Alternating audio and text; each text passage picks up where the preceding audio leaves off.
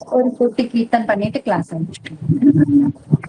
நமோ விஷ்ணு பதாய கிருஷ்ண கிருஷ்ணாய பூதலே ஸ்ரீமதே பக்தி வேதாந்த சுவாமி நாமினி நமஸ்தே சரஸ்வதி தேவே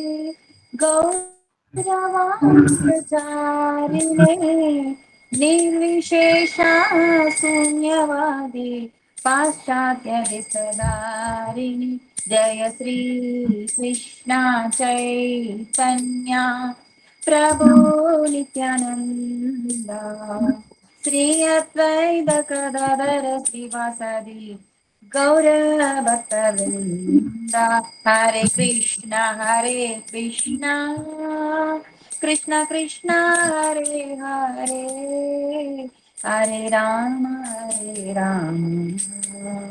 राम राम हरे हरे हरे कृष्णा कृष्ण कृष्ण हरे हरे हरे राम राम राम हरे हरे हरे कृष्णा कृष्ण कृष्ण हरे हरे हरे राम राम राम हरे हरे गौर प्रेमानंदे चंद्र बोल ओम अज्ञानंदमिरान्धस्य ज्ञानाञ्जनशलाकया सत्स्वरूपमेदं येन तस्मै श्रीगुरुवे नमः श्रीचैतन्य मनोभीष्टं स्थापितं येन भूतले स्वयं रूप कदा मह्यं ददाति स्वपदादिकं वन्देऽहं श्रीगुरुयुक्तपदकमलं श्रीगुरुं वैष्णवांस श्रीरूपं साग्रजातं सकगणरघुनाथान्वितं तं सजीवं साद्वैतं सावधूतं परिजनसहितं कृष्णचैतन्यदेवं श्रीराधाकृष्णपादान् सकगणललिता श्रीविशाखान्वितांस हे कृष्ण करुणा सिंधो दीनबंधो जगत्पदे गोपेश गोपिका कांद राधा कांद नमोस्तुते तप्त कांचन गौरांगी राधा वृंदावनेश्वरी वृषभानुसुते देवी प्रणमामि हरिप्रिये वाञ्छाकल्पतरुभ्यश्च कृपा सिन्धुभ्येव च पतितानां पावनेभ्यो वैष्णवेभ्यो नमो नमः मूकं करोति वाचालं पङ्गुं लङ्घायते गिरिं यत्कृपातमहं वन्दे परमानन्दमाधवम् आराध्य भगवान् व्रजे सद्धाम वृन्दावनं रम्या काचित् उपासना व्रजवधूवर्जेन वा कल्पिता श्रीमद्भागवतं प्रमाणमहं प्रेमापूर्वतो महान् श्रीचैतन्य महाप्रभुर्मदमिदं तत्रादरा न परा नमनारायणं नमस्कृत्य नरं चैव नरोत्तमं देवीं सरस्वतीं व्यासं ततो जयमुदीरये नष्टप्रायेषु अभद्रेषु नित्यं भागवत सेवया भगवती उत्तमश्लोके भक्तिर्भवति नैष्टिकी नमो ओं विष्णुपादाय कृष्णप्रेष्ठाय भूतले श्रीमते जयपताक स्वामिनिधि नामिने नमः आचार्यपादाय नित्यकृपाप्रदायिने गौरकदा दामदाय नगर ग्रामधारिणे नमो ओं विष्णुपादाय कृष्णप्रेष्ठाय भूतले श्रीमते भक्ति वेदांत स्वामिनिधि नामिने नमस्ते सरस्वती देवे गौरवाणी प्रचारिणे निर्विशेष शून्यवासी पाश्चात्य देशधारिणे जय श्री कृष्ण चैतन्य प्रभु नित्यानंद श्री अद्वैत गदाधर श्रीवासदि गौरभक्त वृंदा हरे कृष्ण कृष्ण कृष्ण हरे हरे हरे राम राम राम हरे हरे हरे कृष्णा எல்லாருக்கும் நமஸ்காரம் யாரோ அன்மியூட்ல இருக்காங்க மியூட் போட்டுக்கோங்க டிஸ்டர்பன்ஸா இருக்கு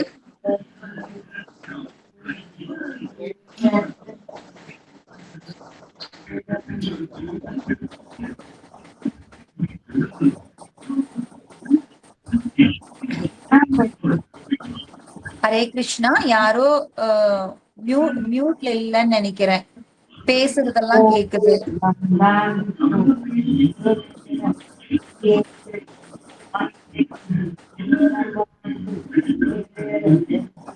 ஹரே கிருஷ்ணா யார் அன்மியூட்ல இருக்காங்கன்னு தெரியல ராமநாத் போட்டிருக்கோம் மாதாஜி. ராமநாத் அப்படிங்களா? ஹரே கிருஷ்ணா பிரபு. ராமநாதன் பிரபு உங்களுக்கு தான் ஹரே கிருஷ்ணா, கொஞ்சம் மியூட் போட்டுக்கோங்க.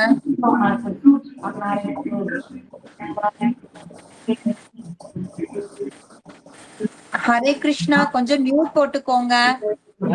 ராமநாதன் அவங்க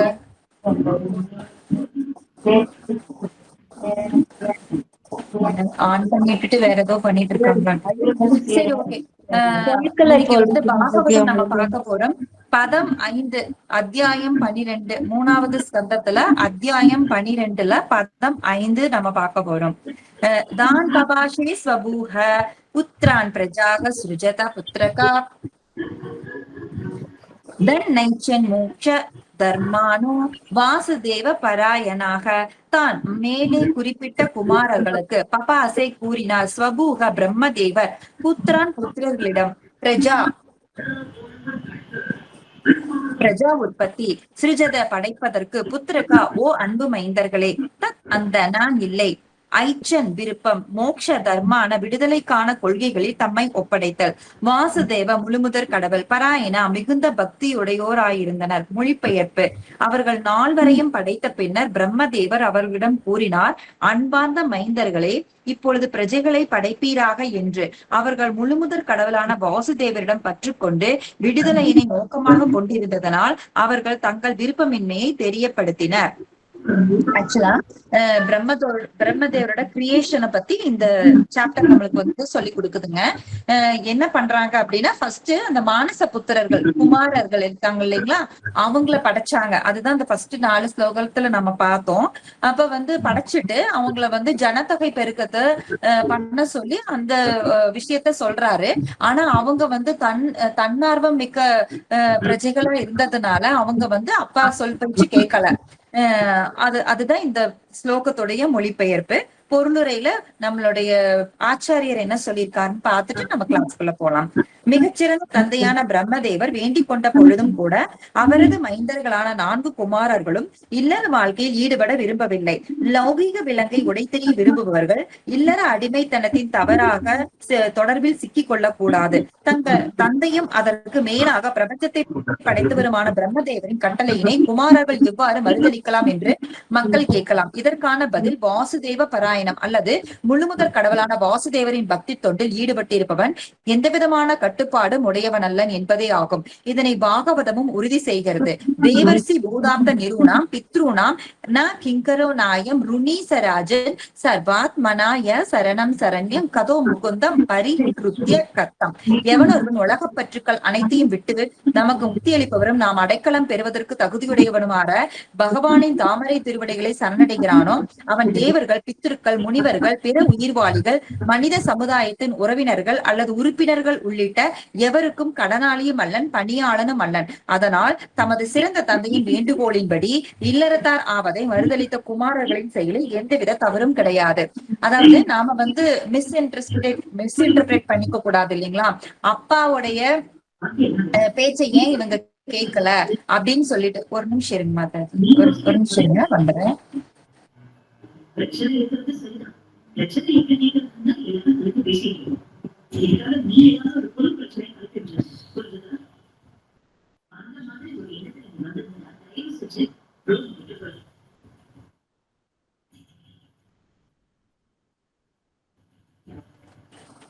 ஹரே கிருஷ்ணா. அப்போ ஏன் அப்பா பேச்ச கேட்கல அப்படிங்கிற மாதிரி இருக்கக்கூடாது. அப்பா யாரு? பிரம்மா, இந்த பிரபஞ்சத்துடைய முதல் உயிர்வாளி. அவர் தான் சுப்பீரியர். மத்தவங்களை எல்லாம் விட்டுருங்க, அவர் தான் வந்து இந்த பிரம்மாண்டத்தினுடைய ஃபுல் கண்ட்ரோலர் அவர் தான். அதுக்கெல்லாம் மேல பகவான் இருக்காரு. பட் நம்ம எல்லாம் பார்க்கும் பொழுது பிரம்மா தான் சுப்பீரியர் கண்ட்ரோலர். ஆனா அவரு சொல்லியே அவங்க பசங்க கேட்கல அப்படின்னு சொல்லிட்டு இந்த ஸ்லோகத்துல நம்ம பாக்குறோம். இந்த ஸ்லோகத்துல இப்படி நம்ம பாக்குறோம். அப்ப நம்ம வந்து என்ன இப்படி பண்றாங்க அப்படின்னு நம்ம தப்பா நினைச்சிடக்கூடாது இல்லைங்களா. அதுக்கான காரணத்தை நம்ம ஆச்சாரியர் எப்படி கொடுக்கிறார் அப்படின்னா, வாசுதேவ பராயணம். அதாவது பகவான் விஷ்ணுவின் செயலுக்காக நாம எந்த செயலை வேணாலும் துறக்கலாம், அவரோட திருப்திக்காக நாம எந்த விஷயத்த வேணாலும் துறக்கலாம் அப்படிங்கிற ஒரு கான்செப்டுக்காக தான் அவங்க அப்பா பேச்ச கேட்கல. ஏன்னா அதுக்கு மேல ஒரு படி போய் அவங்க வந்து அந்த தன்னுணர்வு பாதையில அவங்க போறதுனால அவங்க வந்து அந்த பிரஜைகளை உற்பத்தி பண்ற அந்த லௌகீக வாழ்க்கைக்கு நாங்க போக மாட்டோம்னு சொன்னது தப்பில்ல அப்படின்னு சொல்லிட்டு இங்க வந்து ஆச்சாரியர் சொல்றாங்க. அதாவது பகவானுடைய செயல் வந்து சத்கர்மா அப்படின்னு சொல்லுவாங்க. மத்த எந்த விஷயமா இருந்தாலும் நமக்கு வந்து பௌதீக செயல்கள் தான். ஆனா பகவானோட செயல்கள் மட்டும்தான் சத்கர்மா, சத் பாவனா. அதை செய்யக்கூடிய அந்த பாவனை இருக்கு இல்லைங்களா, அது சத் பாவனான்னு சொல்லுவாங்க. அந்த சத்கர்மாவை செய்யறதுக்காக நம்ம எப்பேற்பட்ட கடமையும் துறக்கலாம் அப்படின்னு சொல்லிட்டு இங்க சொல்றாங்க. இதுக்கு நல்ல உதாரணம் நாம பார்க்கணும், ரொம்ப ஸ்வீட்டான ஒரு பாஸ்ட் டைம் பார்க்கணும் அப்படின்னா நம்மளுடைய ஜெகநாதருடைய பாஸ்ட் டைம் நாம எடுத்துக்கிட்டோம்னா அதுல வந்து உங்களுக்கு வந்து இவர் இந்திரதிப்ன மகாராஜா வந்து அவங்க தம்பி மினிஸ்டர் அவங்களை எல்லாம் அனுப்பிச்சிருப்பாங்க. அதாவது நீலமாதவர் போய் எங்க இருக்காங்கன்னு பாத்துட்டு வாங்கன்னு அனுப்பிச்சு வச்சிருப்பாங்க. ஆனா அங்க போயிட்டு வந்து அவங்களால அதை கண்டுபிடிக்க முடியாது. அங்க இருக்கிற ட்ரைபல் காஸ்ட் பீப்புள்ஸோட அவங்க வந்து தங்குறாங்க. அங்க இருக்கிற விஸ்வவசு அந்த ட்ரைபல் காஸ்டோடைய தலைவர் அவர் வீட்டுல வந்து அவங்க தங்குறாங்க. பட் யாருன்னு இவங்க வந்து அவங்களை அறிமுகப்படுத்திக்கல. ஏதோ வழிபோக்கர்கள் மாதிரி போயிட்டு அங்க வந்து தங்கிக்கிறாங்க. ஏன்னா அப்பதான் கண்டுபிடிக்க முடியும்னு சொல்லிட்டு அப்ப தங்கிக்கும் போது அவங்களுடைய பொண்ணு லலிதா அவங்க கூட வந்து நல்லா பழக்கம் ஏற்பட்டு அவர் வந்து மேரேஜ் பண்ணிக்கிறாரு. அவங்க தம்பி அந்த வித்யாபதிங்கிறவர் வந்து மேரேஜ் பண்ணிக்கிறாரு. இது ஏன் நான் இங்க சொல்ல வரேன் அப்படின்னா, வித்யாபதி வந்து சந்நியாசம் வாங்கினவராமா. ஆனா மேரேஜ் பண்ணிக்கிறாரு. எதுக்காக? ஏன்னா பகவான கண்டுபிடிக்கணும், அதுதான் அவருக்கு கொடுக்கப்பட்ட டாஸ்க். அப்ப பகவத் கர்மாவுக்காக எப்பேற்பட்ட கடமையும் நாம வந்து துறக்கலாம், எந்த ஒரு விஷயத்தையும் நாம வந்து அவாய்ட் பண்ணலாம் அப்படிங்கிறதுக்காகத்தான் அவர் வந்து மேரேஜே பண்ணிக்கிட்டாரு. என்ன காரணத்துக்காக? நீலமாதரை கண்டுபிடிக்கணும் அப்படிங்கிறதுக்காகத்தான் அவர் மேரேஜ் பண்ணிக்கிட்டாரு அப்படிங்கிற மாதிரி ஸ்கிரிப்சர்ஸ்ல சொல்லியிருக்காங்க. அதுக்கப்புறம் நம்மளுக்கே தெரியும், சும்மா ஒரு லைட்டா அந்த ரெண்டு மூணு லைன்ல நான் சொல்லி முடிச்சிடுறேன் அந்த பாஸ்ட் டைம். அதுக்கப்புறம் மேரேஜ் பண்ணிப்பாங்க. மேரேஜ் பண்ணிட்டு அப்புறம் பாப்பாங்க அவங்க நைட் எங்கேயோ போறாங்க அவங்க அப்பா அப்படிங்கறத தெரிஞ்சுக்கிட்டு எங்க போறாங்கன்னு பொண்டாட்டி கிட்ட கேட்க முடி அவங்க வந்து இந்த மாதிரி வொர்ஷிப் பண்ண அவங்களுக்கு பூஜை பண்ண போறாங்க.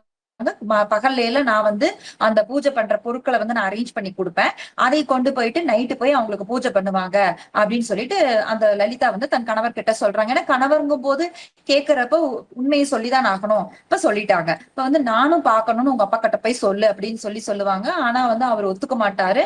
ஆனா மருமகனாச்சே அப்ப சாப்பிட மாட்டேன் எதுவும் பண்ண மாட்டேன் அப்படின்னு அடம்பிடிக்கும் பொழுது திருப்பி அவங்க கூட்டிட்டு போறாங்க. கண்ணை கட்டி கூட்டிட்டு போறாங்க. ஒரு விதமான சீட்ஸ போட்டுக்கிட்டு போயிட்டு அந்த மாதிரி தான் போய் நீலமாதவரை பார்த்து தரிசனம் பண்ணுவாங்க. அதுக்கப்புறம் உங்களுக்கு வந்து திருப்பி இவங்களோட ஒரிஜினல் இதை சொல்லிடுவாங்கன்னா அவங்களோட மினிஸ்டர் அவங்களோட தம்பி அப்படின்னு எல்லாம் சொல்லிட்டு திரும்பி போயிட்டு அவங்க வரும்போது சைக்ளோன்ல வந்து நீலமாதவர் மறைஞ்சிருவாரு. அதுக்கப்புறம் ஒரு வுட்டு வந்து இதுல மிதந்து வரும், கடல்ல வந்து மிதந்து வரும். அதை எடுத்துதான் வந்து நம்மளுடைய டெய்டிஸ் இப்ப இருக்கிற அந்த ஜெகநாத் பலராம் சுபத்ரா அவங்களோட டெய்டிஸ் வந்து உருவாக்குனத நம்மளோட பாஸ்ட் டைம்ல பாக்குறோம். நான் ஆக்சுவலா இந்த பாஸ்ட் டைம் நான் இப்ப ஏன் எடுத்தேன் அப்படின்னா, அவர் வந்து ஒரு சந்நியாசம் வாங்கினவரு. ஆனாலுமே அவர் வந்து இல்லறத்துக்குள்ள வந்தாரு. எதுக்காக அப்படின்னா பகவான் காரியத்துக்காக என்ன வேணா பண்ணலாம் அப்படிங்கிற ஒரு விஷயத்துக்காக தான் இத வந்து ஸ்கிரிப்சர்ஸ்ல இருக்கிறதுனாலதான் இந்த ஸ்லோகத்துக்கு வந்து இது ஆப்டா இருக்கிறதுனால நான் அது கூட நான் இந்த பாஸ்ட் டைம் நான் சொன்னேங்க. அடுத்த ஸ்லோகம் போகலாம். பதம் 6. சோ அவத்யாதக சுதை ஏவம் சோ அவத்யாதக சுதைர்யேவம் பிரத்யாதானு சாசனை क्रोतम दुर्विषहम जादम नियंतुम உபசக்ரமே ச அவர் பிரம்மதேவர் அவத்யாத இவ்வாறு அவமதிக்கப்பட்டவுடன் சூதை மைந்தர்களினால் ஏவம் இவ்வாறு பிரத்யாக்யாத கீழ்ப்படிய மறுத்தது அனுசாசனை தங்கள் தந்தையின் கட்டளை குரோதம் சினம் துர்விஷகம் பொறுத்து கொள்வதற்கு அரியது. ஜாதம் இவ்வாறு எழுந்தது. நியந்தும் கட்டுப்படுத்துவதற்கு உபசக்கரமே மிகவும் முயற்சித்தார். மொழிபெயர்ப்பு. தமது தந்தையின் கட்டளைக்கு கீழ்ப்படியாத மைந்தர்களின் மீது பிரம்மதேவருக்கு மிகுந்த சினம் எழுந்தது. அதனை அவர் வெளிப்படுத்தாது மிகவும் சிரமத்துடன் அச்சினத்தினை அடக்குவதற்கு முயன்றார். பொருளுரை. பிரம்மதேவர் ஜட இயற்கையின் ரஜோகுணத்திற்கு பொறுப்பாவார். அதனால் தனக்கு பணியாத தன் மைந்தர்களின் மீது அவர் சினம் கொண்டது இயற்கையே. இவ்வாறு மறுதலிக்க குமாரர்களுக்கு உரிமையுண்டு என்றாலும் ரஜோகுணத்தின் வசப்பட்டிருந்த பிரம்மதேவரால் தனது ஆத்திரத்தை அடக்கிக் கொள்ள முடியவில்லை.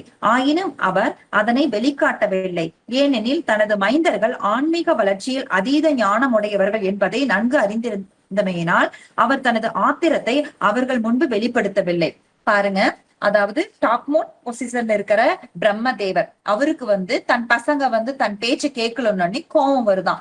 அதாவது ஒரு ரஜோகுணத்தோட அதிபதி. சோ கோபம் வர்றது ஒண்ணு நார்மல் தான், அவங்களுக்கு வரக்கூடாதுன்னு அவசியம் கிடையாது. வரக்கூடாதுன்னு அவசியம் கிடையாது. கோபம் வந்துருச்சு, ஆனா அத கண்ட்ரோலா வச்சுக்கிட்டாங்க. அதாவது உங்களுக்கு ஹைலி எஜுகேட்டட் பீப்புள், அதாவது நல்ல ஒரு கல்ச்சர்டா இருக்கிறவங்க கோபமே வந்தாலும் எந்த இடத்துல அதை காமிக்கணும், எந்த இடத்துல அதை காமிக்க கூடாது அப்படிங்கிற அந்த கல்ச்சர் அவங்களுக்கு தெரிஞ்சிருக்கும். அததான் இங்க பிரம்மதேவர் தனக்கு கோபம் வந்தாலும் அவர் அதை கண்ட்ரோல் பண்ணிக்கிட்டு இருந்தாரு. ஏன்னா அந்த பசங்க 4 பேரும் குமாரர்கள் இந்த ஆன்மீகத்துல ரொம்ப அதீத ஞானமுடையவர்கள் அப்படிங்கிறது இவருக்கு நல்லாவே தெரிஞ்சிருக்குது. அதாவது நாம இந்த உலகத்துக்கு வந்தோன்னே, ஜட உலகத்துக்குள்ள வந்தோன்னே நம்மள எதால நம்ம கட்டி போடுறாங்க, நம்மளாம் கட்டுண்ட ஜீவாத்மாக்கள். கட்டுண்ட ஜீவாத்மாக்கள் அப்படிங்கிறதுக்கு என்ன அர்த்தம் அப்படின்னா, நம்மள கட்டி போட்டு வச்சிருக்காங்க, கயிறு போட்டு கட்டி போட்டு வச்சிருக்காங்க. அந்த கயிறு என்ன அப்படின்னா இந்த முக்குணங்கள் தான். எது உங்களுக்கு சத்வகுணம், ரஜோகுணம், தமோகுணம், இந்த முக்குணங்களால கட்டி போட்டு வச்சிருக்காங்க. அதனாலதான் நம்மள கட்டுண்ட ஜீவாத்மாக்கள் அப்படின்னு சொல்றாங்க.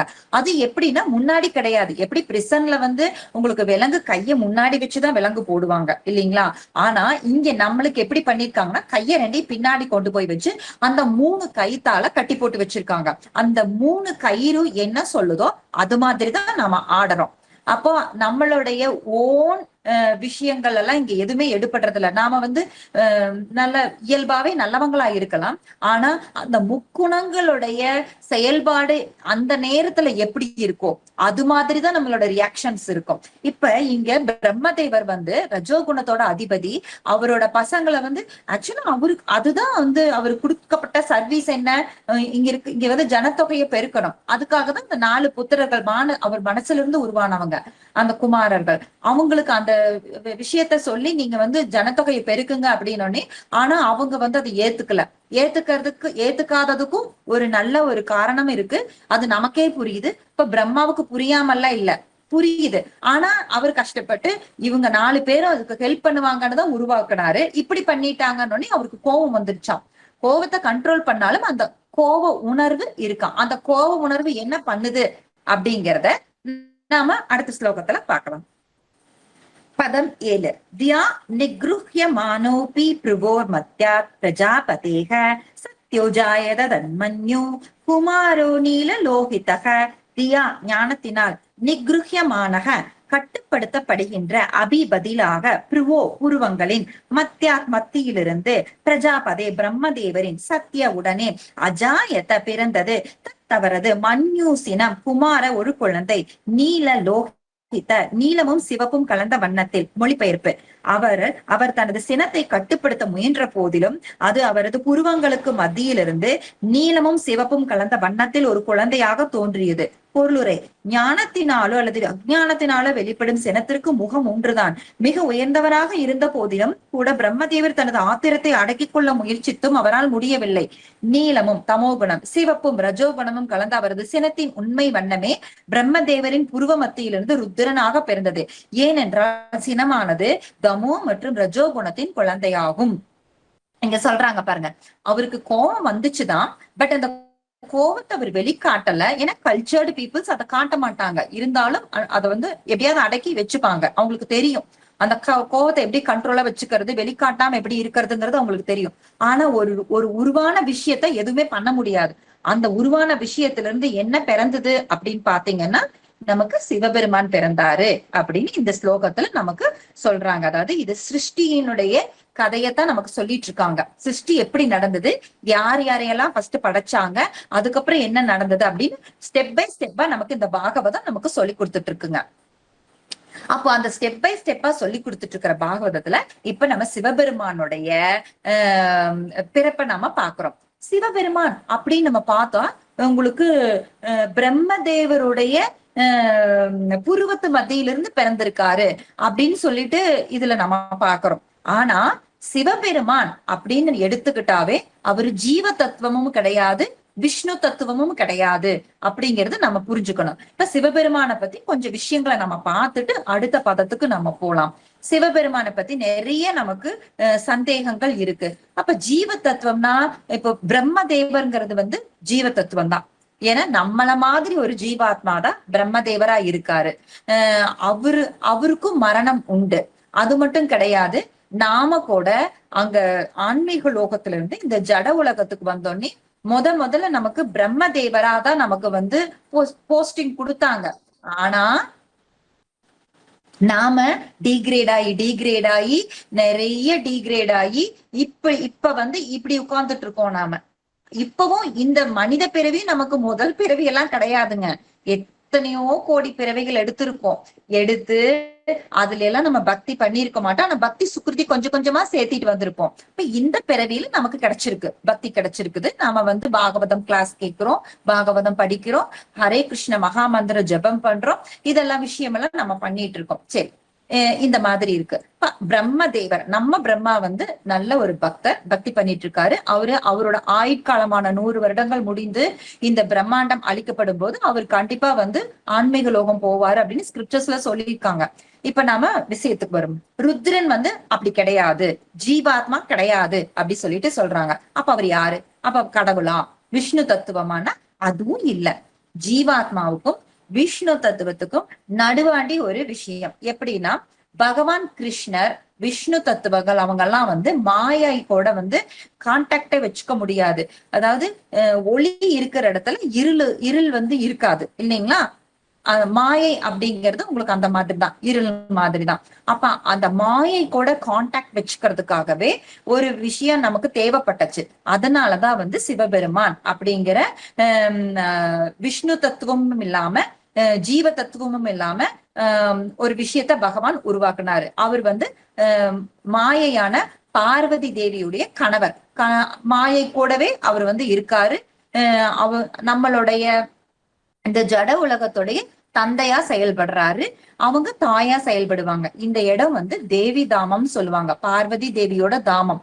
ஆனா நாம போக வேண்டியது பகவத் தாமம். அதுக்காக தான் நாம பக்தி பண்ணணும் அப்படிங்கிறதுக்கு, நமக்கு டீச் பண்ணணும், டீச் பண்றதுக்காக தான் நம்மளோட வாழ்க்கையில நடக்கக்கூடிய கஷ்ட நஷ்டங்கள், நம்மளுடைய சோதனைகள் எல்லாமே அதை நோக்கித்தான் கொண்டு போயிட்டு இருக்கு. நம்மள புத்திசாலியா இருக்கிறவங்க நல்லா நம்ம பகவத்கீதை படிச்சுட்டு அந்த கஷ்டங்களை பார்த்து பயந்து போயிடாம எல்லா சூழ்நிலையிலும் பகவானுடைய பாதார விந்தங்களை பிடிச்சுக்கிட்டு போனோம்னா நாம அந்த கஷ்டங்களால பாதிக்கப்படாம நாம நம்மளுடைய இந்த மனித வாழ்க்கையில என்ன கோலோ அதை நோக்கி நம்ம போயிட்டு இருக்க முடியும். அதுல வெற்றியும் அடைய முடியும். ஏன்னா பிறந்தவன் கண்டிப்பா இறக்குறாங்க, இறந்தவன் கண்டிப்பா மறுபடியும் அடுத்த பர்த் கண்டிப்பா உண்டு. நமக்கு பகவத்கீதையில சொல்லியிருக்காங்க. அது எந்த மாதிரினா அந்த 84 லட்சம் வகையான உடல்கள்ல ஏதோ ஒரு உடல் கொடுப்பாங்க. அப்போ இந்த மனித உடல்ல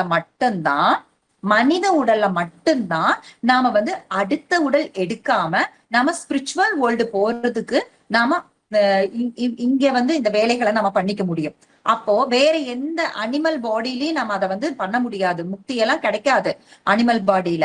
மனித உடல்ல மட்டும்தான் பாசிபிலிட்டி இருக்கு. மனித உடல் மட்டும்தான் நாம பகவானுக்கு பக்தி பண்ணி நம்ம இங்க இருந்து போவோம். அதுவும் எப்படின்னா இந்த பூமி அப்படிங்கிறது இந்த 14 லோகம் அப்படிங்கறதுல சென்டர்ல இருக்கு உங்களுக்கு. 14 லோகங்கள்ல சென்டர்ல இருக்கு உங்களுக்கு. அப்பர்ல 7 லோகங்கள், கீழே பாதாள லோகங்கள் எல்லாம் இருக்கு. இங்க பிறந்தா மட்டும்தான். இப்ப நீங்க 14 ஸ்டோரி பில்டிங் இருக்குன்னு வச்சுக்கோங்க. அதுல 7 ஃப்ளோர் மேல இருக்கு, அப்பரா இருக்கு, கீழே அண்டர் கிரவுண்ட்ல இருக்கு. அப்படி நினைச்சுக்கோங்க. அப்ப பூமி அப்படிங்கிறது கிரவுண்ட் ஃப்ளோர். அப்ப நீங்க அந்த அந்த பில்டிங்ல இருந்து நீங்க வெளியே போகணும் அப்படின்னா கிரவுண்ட் ஃப்ளோர் வந்தாதான் நீங்க போக முடியும். நீங்க ரெண்டாவது மாடியிலயோ மூணாவது மாடியிலயோ இருந்தாலும் நீங்க போக முடியாது, வெளியே வர முடியாது. அந்த அந்த பில்டிங்ல இருந்து நீங்க வெளியே வர முடியாது. அதே மாதிரி கீழே அண்டர் கிரவுண்ட்ல நீங்க எத்தனாவது ஃப்ளோர்ல இருந்தாலுமே நீங்க வந்து வெளியே போக முடியாது. அந்த ஹோல் பில்டிங்ல இருந்து நீங்க வெளியே போகணும் அப்படின்னா நீங்க கிரவுண்ட் ஃப்ளோருக்கு வந்தா தான் நீங்க வெளியே போக முடியும். அதே மாதிரிதான் இப்ப நம்ம கிரவுண்ட் ஃப்ளோர்ல இருக்கோம், நாம கரெக்டா பூமியில இருக்கும், அதுவும் கரெக்டா நமக்கு வந்து மனித உடலும் கிடைச்சிருக்கு, ரொம்ப ரொம்ப ரொம்ப எட்ஜ்ல இருக்கும். அப்ப நமக்கு ஒரே வேளை சின்சியாரிட்டி மட்டும்தான். அந்த சின்சியாரிட்டி பகவான் கிட்ட ப்ரே பண்ணி நம்ம வாங்கிட்டோம்னா கண்டிப்பா நாம அடுத்த பர்த் எடுக்க வேண்டியது இல்ல. இந்த உடலை விடும் பொழுது நாம பகவத் தான் நம்ம போயிடலாம். அதுக்குதான் நமக்கு வந்து இந்த பாகவதம் எல்லாம் நம்ம படிச்சுட்டு இருக்கோம். சரி, இப்ப நம்ம சிவபெருமானோடைய ஒரு பாஸ்ட் டைம் நம்ம ஒண்ணு பார்ப்போம். அதாவது சிவபெருமானுடைய மனைவி சதி இல்லைங்களா? அந்த சதிங்கிறவங்க வந்து பார்வதி தேவி தான் அவங்களோட முன்னாள் பிறவி சதி. அப்போ அவங்க அப்பாவுக்கு வந்து பிரஜாபதி அவங்க அப்பா. ஆனா அவங்க அப்பாவுக்கு வந்து சிவபெருமான பிடிக்கவே பிடிக்காது. இவங்க 2 பேரும் லவ் பண்ணி கல்யாணம் பண்ணிக்கிட்டாங்க. ஆனா சிவபெருமான வந்து அவங்க அப்பாவுக்கு பிடிக்கவே பிடிக்காது. ஏன்னா அவங்க அப்பா பெரிய பிரஜாபதி, அவங்களோட மத்த மருமகன்கள்லாம் வந்து ரொம்ப நல்ல ஒரு பொசிஷன்ல இருக்காங்க. ஆனா இவர் என்ன பண்றாரு, உடம்பு பூரா சுடுகாட்டு சாம்பலை பூசிக்கிட்டு, கழுத்துல வந்து இது மண்டை ஓட்டு மாலையெல்லாம் போட்டுக்கிட்டு சுடுகாட்டுல வந்து டான்ஸ் ஆடிட்டு இருக்காரு. இப்படிப்பட்டவங்களை யாருக்கு தான் பிடிக்கும்? அதனால அவங்க அப்பாவுக்கு பிடிக்கவே இல்லை. ஆனா சிவபெருமானோட மனைவி சதிக்கு இது ரொம்ப வருத்தத்தை கொடுத்தது. என்னோட கணவரை வந்து எங்க அப்பாவுக்கு ஏன் பிடிக்க மாட்டேங்குது, அப்படியெல்லாம் இருக்கக்கூடாது, மத்த மருமகன்களுக்கு கொடுக்கற மரியாதையை எங்க அப்பா என் கணவருக்கும் கொடுக்கணும் அப்படின்னு அவங்க நினைச்சாங்க. இதையே தன் கணவரான சிவபெருமான் கிட்ட அவங்க வெளிப்படுத்தினாங்க. இந்த மாதிரி எங்க அப்பாவுக்கு உங்களை பிடிக்கவே இல்லை, நீங்க வந்து எவ்வளவு பெரிய ஆளுங்கிறத அவங்க காமிக்கணும் அப்படின்னு சொல்லிட்டு அவங்க கேட்டுக்கிட்டாங்க. அப்ப கேட்டுக்கிட்டதுனால சிவபெருமான் வந்து யோகேஸ்வரர், அதாவது எல்லா யோகங்களும் அவருக்கு வந்து கைவந்த கலை. அப்போ என்ன பண்றாரு, தன்னோட யோக சக்தியின் மூலமாக ரொம்ப ஆப்புலண்டான ஒரு நகரத்தை உருவாக்குறாரு. அது வந்து காசி அப்படின்னு இப்ப கூட இருக்கு நம்மளுக்கு. அப்ப அந்த அந்த ஊரை உருவாக்குனாரா, அதுல வந்து எல்லா ஆப்புலன்ஸும் இருக்கு. ஆனா என்ன பண்றது, சதிக்கு பிடிக்கவே இல்லை. அந்த ஆப்புலண்டான அந்த ஊர்ல இருக்கிறதுக்கு பிடிக்கவே இல்லை. அப்ப என்ன பண்றாங்க, எனக்கு கைலாயம் தான் பிடிச்சிருக்கு. கைலாயத்துல வீடு கூட கிடையாது, இவங்களுக்கு மரத்துக்கு அடிவாரம் தான் இருப்பாங்க. அதுதான் பிடிச்சிருக்கு எனக்கு, நீங்க இப்படி இருக்கிறதா எனக்கு பிடிச்சிருக்கு அப்படின்னு சொல்லிட்டு அவங்க கைலாயத்துக்கு போயிடுறாங்க. அப்ப உங்களுக்கு கைலாயத்துக்கு போகும் பொழுது என்ன பண்றாங்க, அந்த ஊரை வந்து ஒருத்தங்க கிட்ட ஒப்படைச்சிட்டு தானே போகணும். அப்ப இந்த காசிராஜன் அப்படின்னு சொல்லிட்டு ஒரு ராஜா அவர்கிட்ட அதை ஒப்படைச்சிட்டு போறாங்க. அந்த காசிராஜனுக்கு ஒரு ஃப்ரெண்டு, அவங்க பேர் வந்து பவுண்டரகன் அப்படின்னு சொல்லிட்டு இருந்தாப்படி. அந்த பவுண்டரகன் இப்ப நம்ம இந்த காலகட்டத்துல இருக்கிற லூசுக மாதிரியே அப்பவும் அவங்க வந்து லூசு மாதிரி தெரிஞ்சிட்டு இருந்தாங்க. எப்படின்னா அப்ப வந்து கிருஷ்ணருடைய காலம், அவர் துவாரகையில ஆட்சி புரிஞ்சிட்டு இருந்த காலம். ஆனா இந்த பவுண்டரகன் என்ன பண்ணனா அப்படி அப்படின்னா, தான் தான் கிருஷ்ணர், கிருஷ்ணர் வந்து போலி கிருஷ்ணர் அப்படின்னு சொல்லிட்டு இவர் பிளாஸ்டிக் கையெல்லாம் வந்து ஒட்ட வச்சுக்கிட்டு சங்கு சக்கர கதா பத்மா அதெல்லாம் வந்து இவர் வச்சு கிருஷ்ணருக்கே லெட்டர் அனுப்புறாரு. எங்க துவாரகாக்கு லெட்டர் அனுப்புறாரு.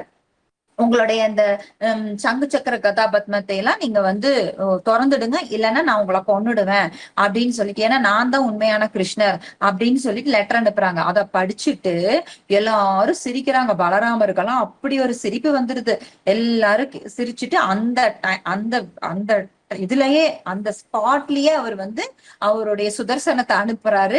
அந்த பவுண்டர்களோட தலைய அது வந்து பினிஷ் பண்ணிடுது. இப்படி ஆயிடுச்சுங்களா. தன்னோட ஃப்ரெண்ட கொன்னதுனால காசிராஜனுக்கு வந்து ரொம்ப கோபம் வந்துருச்சு. கோபம் வந்த உடனே போயிட்டு நான் வந்து அந்த கிருஷ்ணரை ஒரு வழி பண்றேன் அப்படின்னு சொல்லிட்டு அவங்க கூட போய் போருக்கு போவாங்க. யாராவது எதிர்த்து நிக்க முடியுங்களா? முடியாது இல்லையா? அப்ப இவங்களும் வந்து இறந்துடுறாங்க. காசிராஜனோட கதையும் முடிஞ்சிடுது. அப்ப அவங்களோட பையன் ரொம்ப புத்திசாலி. நானும் போயிட்டு இந்த மாதிரி எல்லாம் உயிரை விடக்கூடாது, இதுக்கு வந்து நான் ரொம்ப புத்திசாலித்தனமா ஒரு வேலை பண்றேன் அப்படின்னு சொல்லிட்டு என்ன பண்றாரு, போய் சிவபெருமான் கிட்ட போய் முறையிடுறாரு. நீங்க தானே இந்த ஊரை வந்து உருவாக்குனீங்க, இந்த ஊருக்கு எங்க அப்பாவை ராஜாவா வச்சீங்கல்ல, ஆனா அநியாயமா எங்க அப்பாவை அந்த கிருஷ்ணர் கொன்னுட்டாரு, என்னன்னு போய் கேளுங்க, எங்களுக்கு வந்து நீங்க வந்து ஹெல்ப் பண்ணணும், நாங்க உங்களை நம்பி இருக்கிறவங்க, எங்களை நீங்க வந்து இப்படி கைவிடலாமா அப்படிங்கிற மாதிரி எல்லாம் அவர்கிட்ட போய் பேசுறாங்க. அப்போ சிவபெருமான பத்தி தெரிஞ்சது தானே, அவர் வந்து அசுதோஷர், சீக்கிரமா ப்ளீஸ் ஆயிடுவாரு, ரொம்ப அதாவது யாராவது ஏதாவது கேட்டா உடனே கொடுத்துருவாரு, யோசிக்கவே மாட்டாரு, அந்த மாதிரி ரொம்ப ரொம்ப சாஃப்ட் ஹார்ட்டட் ஃபெலோ அவரு. அப்போ என்னாச்சு, இந்த மாதிரி கேட்டோன்னே அவர் என்ன பண்றாரு, சரி சரி நான் உனக்கு ஹெல்ப் பண்றேன் அப்படின்னு கொஞ்சம் கூட யோசிக்காம அவங்க பையன் கணேஷா, அவங்க பையன், அப்புறம் கார்த்திகேயா, எல்லாம் அவங்களுடைய அந்த சிவசேனை அத்தனையும் கூட்டிக்கிட்டு அவங்க வந்து கிருஷ்ணர் கூட போருக்கு போறாங்க.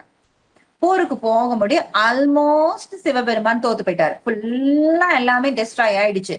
கடைசியில சிவபெருமானையே கொல்றதுக்கு வந்துட்டாரு கிருஷ்ணர். அப்போ பகவானே, நான் உங்களுடைய வைஷ்ணவானாம் யதா சொம்பு, முதல் பக்தன் நானு, என்ன நீங்க கொல்லலாமா, இப்படி பண்ணலாமா அப்படி சொல்லிட்டு அவர் கேக்குறாரு. அப்ப நீ பண்ணனது மட்டும் கரெக்டா, என்னையே எதிர்த்துக்கிட்டு வருவியா நீ அப்படின்னு சொல்லிட்டு கிருஷ்ணர் கேக்குறாரு. அப்போ இல்ல தப்புதான், நான் யோசிக்கவே இல்லை, என்னுடைய பக்தன் வந்து கேட்டோன்னே எனக்கு எதுவுமே யோசிக்க தெரியல, நான் வந்தது தப்புதான், இந்த மாதிரி உங்களை எதிர்த்து நான் போர் புரிய வந்தது தப்புதான் அப்படின்னு சொல்லிட்டு சிவபெருமான் சொல்லுவாரு. அப்ப சொல்றாரு கிருஷ்ணர் சொல்ற, நீ பண்ணின தப்புக்கு உனக்கு என்ன தண்டனை அப்படின்னா, என்னுடைய தாம் எங்கெல்லாம் இருக்கோ அங்கெல்லாம் நீ எனக்கு பாதுகாப்பா நீ அங்க இருக்கணும் அப்படின்னு சொல்லிட்டு, அதனாலதான் நம்ம எந்த தாமுக்கு போனாலும் சிவபெருமானுடைய ஆலயம் அங்க இருக்கு, பகவானுக்கு பாதுகாப்பா அங்க இருக்கு, நம்மளும் அங்க போயிட்டு நாம அவங்கள வந்து நாம தரிசனம் எடுத்துட்டு நாம பகவான தரிசனம் பண்றது வழக்கமா இருக்குங்க அந்த மாதிரி. அப்போ இப்படித்தான் வந்து உங்களுக்கு வந்து பகவானுக்கும் அவருக்கும் உள்ள நெருக்கமான ஒரு விஷயம் வந்து நாம வந்து நம்மளுடைய ஸ்கிரிப்சர்ஸ்ல நாம பாக்குறோம். ஓகே, அடுத்தது பதம் 8. சாவை ருரோத தேவானாம் பூர்வச்சோ பகவான் பவக நாமானி குருமே தாத்தக ஸ்தானானி ச ஜகத்குரு ச அவர் வை உறுதியாக.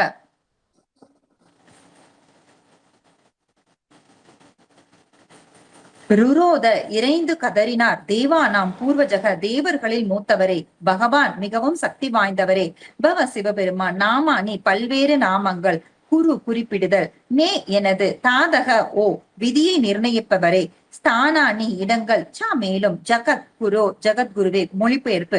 பிறந்தவுடன் அது கதறி அழ தொடங்குகிறது. ஓ விதியை நிர்ணயிப்பவரே ஜகத்குருவே, அருள் கூர்ந்து எனது பெயரையும் இடத்தையும் குறிப்பிடுவீராக.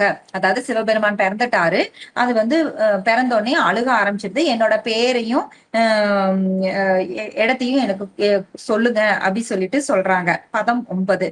இதே தஸ்ய வச பாத்மோ பகவான் பரிபாலயன் அப்பியதாத் பத்ரயா வாசா மா ரோதிஸ்தத் கரோமிதே. இது இவ்வாறு, தஸ்ய அவரது, வச வேண்டுகோள், பாத்ம தாமரை மலரிலிருந்து பிறந்தவர், பகவான் சக்தி வாய்ந்தவர், பரிபாலயன் வேண்டுகோளை ஏற்று, அப்பியதாத் அமைதிப்படுத்தினர், பத்ரயா அன்புடன், வாசா வார்த்தைகள், மா வேண்டாம், ரோதி அல, தத் அந்த, கரோமி நான் நிறைவேற்றுவேன், தே நீ விரும்பியதை. அனைத்து சக்திகளும் நிறைந்தவரும் தாமரை மலரிலிருந்து பிறந்தவருமான பிரம்மா அக்குழந்தையின் வேண்டுகோளை ஏற்று அதை சமாதானப்படுத்தும் வகையில் கூறினார், அளவேண்டாம், நிச்சயம் நீ விரும்பியதை நான் நிறைவேற்றுவேன் என்று. அவருக்கு பேர் சொல்றது வரைக்கும் பார்த்துட்டு நாம வந்து அதுக்கப்புறம் கிளாஸ்குள்ள போய்க்கலாம். இன்னும் ஒரு பதம் மட்டும் பார்த்துருவோம். பதம் 10. யத் அரோதீசுர சிரேஷ்ட சோத்வேக இவ பாலக ததஸ்வாம் அபிதாஸ்யந்தி நாம்னா ருத்ர இதி பிரஜா. யத் எவ்வளவு தூரம், அரோதி கதறி அழுதல், சுரஸ்ரேஷ்ட ஓ தேவர்களின் தலைவனே, ச உத்வேக மிகுந்த கமலையுடன், இவ போன்று, பாலக ஒரு பையன், தத ஆகையினால், இத்வாம் நீ, அபிதாஸ் எந்தி அழைக்கப்படுவாய், நாம்னா என்ற பெயரில், ருத்ரன் இது இவ்வாறு, பிரஜா மக்கள். அதன் பின்னர் பிரம்மா கூறினர், ஓ தேவர்களின் தலைவனே, நீ ருத்ரன் என்று மக்களால் அழைக்கப்படுவாய், ஏனெனில் நீ மிகவும் கவலை கொண்டு அழுதமையே இதற்கு காரணமாகும். அதாவது சிவபெருமான் பிறந்துட்டாரு, சிவபெருமானுக்கும் பகவானுக்கும் உள்ள ஸ்வீட் பாஸ்ட் டைம் நம்ம ஒண்ணு பார்த்தோம். அப்போ பாத்துச்சுன்னா நாம வந்து சிவபெருமான் அப்படின்னு நாம வந்து பாக்குறோம். சிவபெருமானுடைய ஆலயங்களுக்கு நாம போகிறோம், எல்லாம் பண்றோம். ஆனா நாம வந்து ஜட விஷயங்களுக்காக சிவபெருமான நாம அணுகக்கூடாது. அப்படியே நம்ம ஜட விஷயங்களுக்காக அணுகுனாலும் நாம பக்தியில நாம வந்து முன்னேறுவோம் அப்படின்னு சிவபெருமானுக்கு தெரிஞ்சதுன்னா நம்மள வந்து கிருஷ்ண பக்தியை நமக்கு கொடுத்து அவர் வந்து தாட்டி விட்டுருவாரு. ஏன்னா வைஷ்ணவானாம் யதா சம்பு, அவர்தான் முதல் வைஷ்ணவர். அவருக்கு நாம மரியாதை கொடுக்கணும். எப்படி நம்மளுடைய கோயில்கள்ல நம்மளுடைய மூத்த பக்தர்களுக்கு நாம மரியாதை கொடுக்கறோமோ அந்த மாதிரி நம்ம மரியாதை கொடுக்கணும். அது மட்டும் கிடையாதுங்க. கிடையாதுங்க. அதாவது நாம வந்து இப்ப நிறைய பேர் பாத்தீங்கன்னா உங்களுக்கு ஏகாதசிக்கு அடுத்து வர்ற அந்த அது அது என்னது அவங்க சிவபெருமானுக்கு பண்றது எனக்கு மறந்தே போச்சு. யாராவது சொல்லுங்களேன். பிரதோஷம்.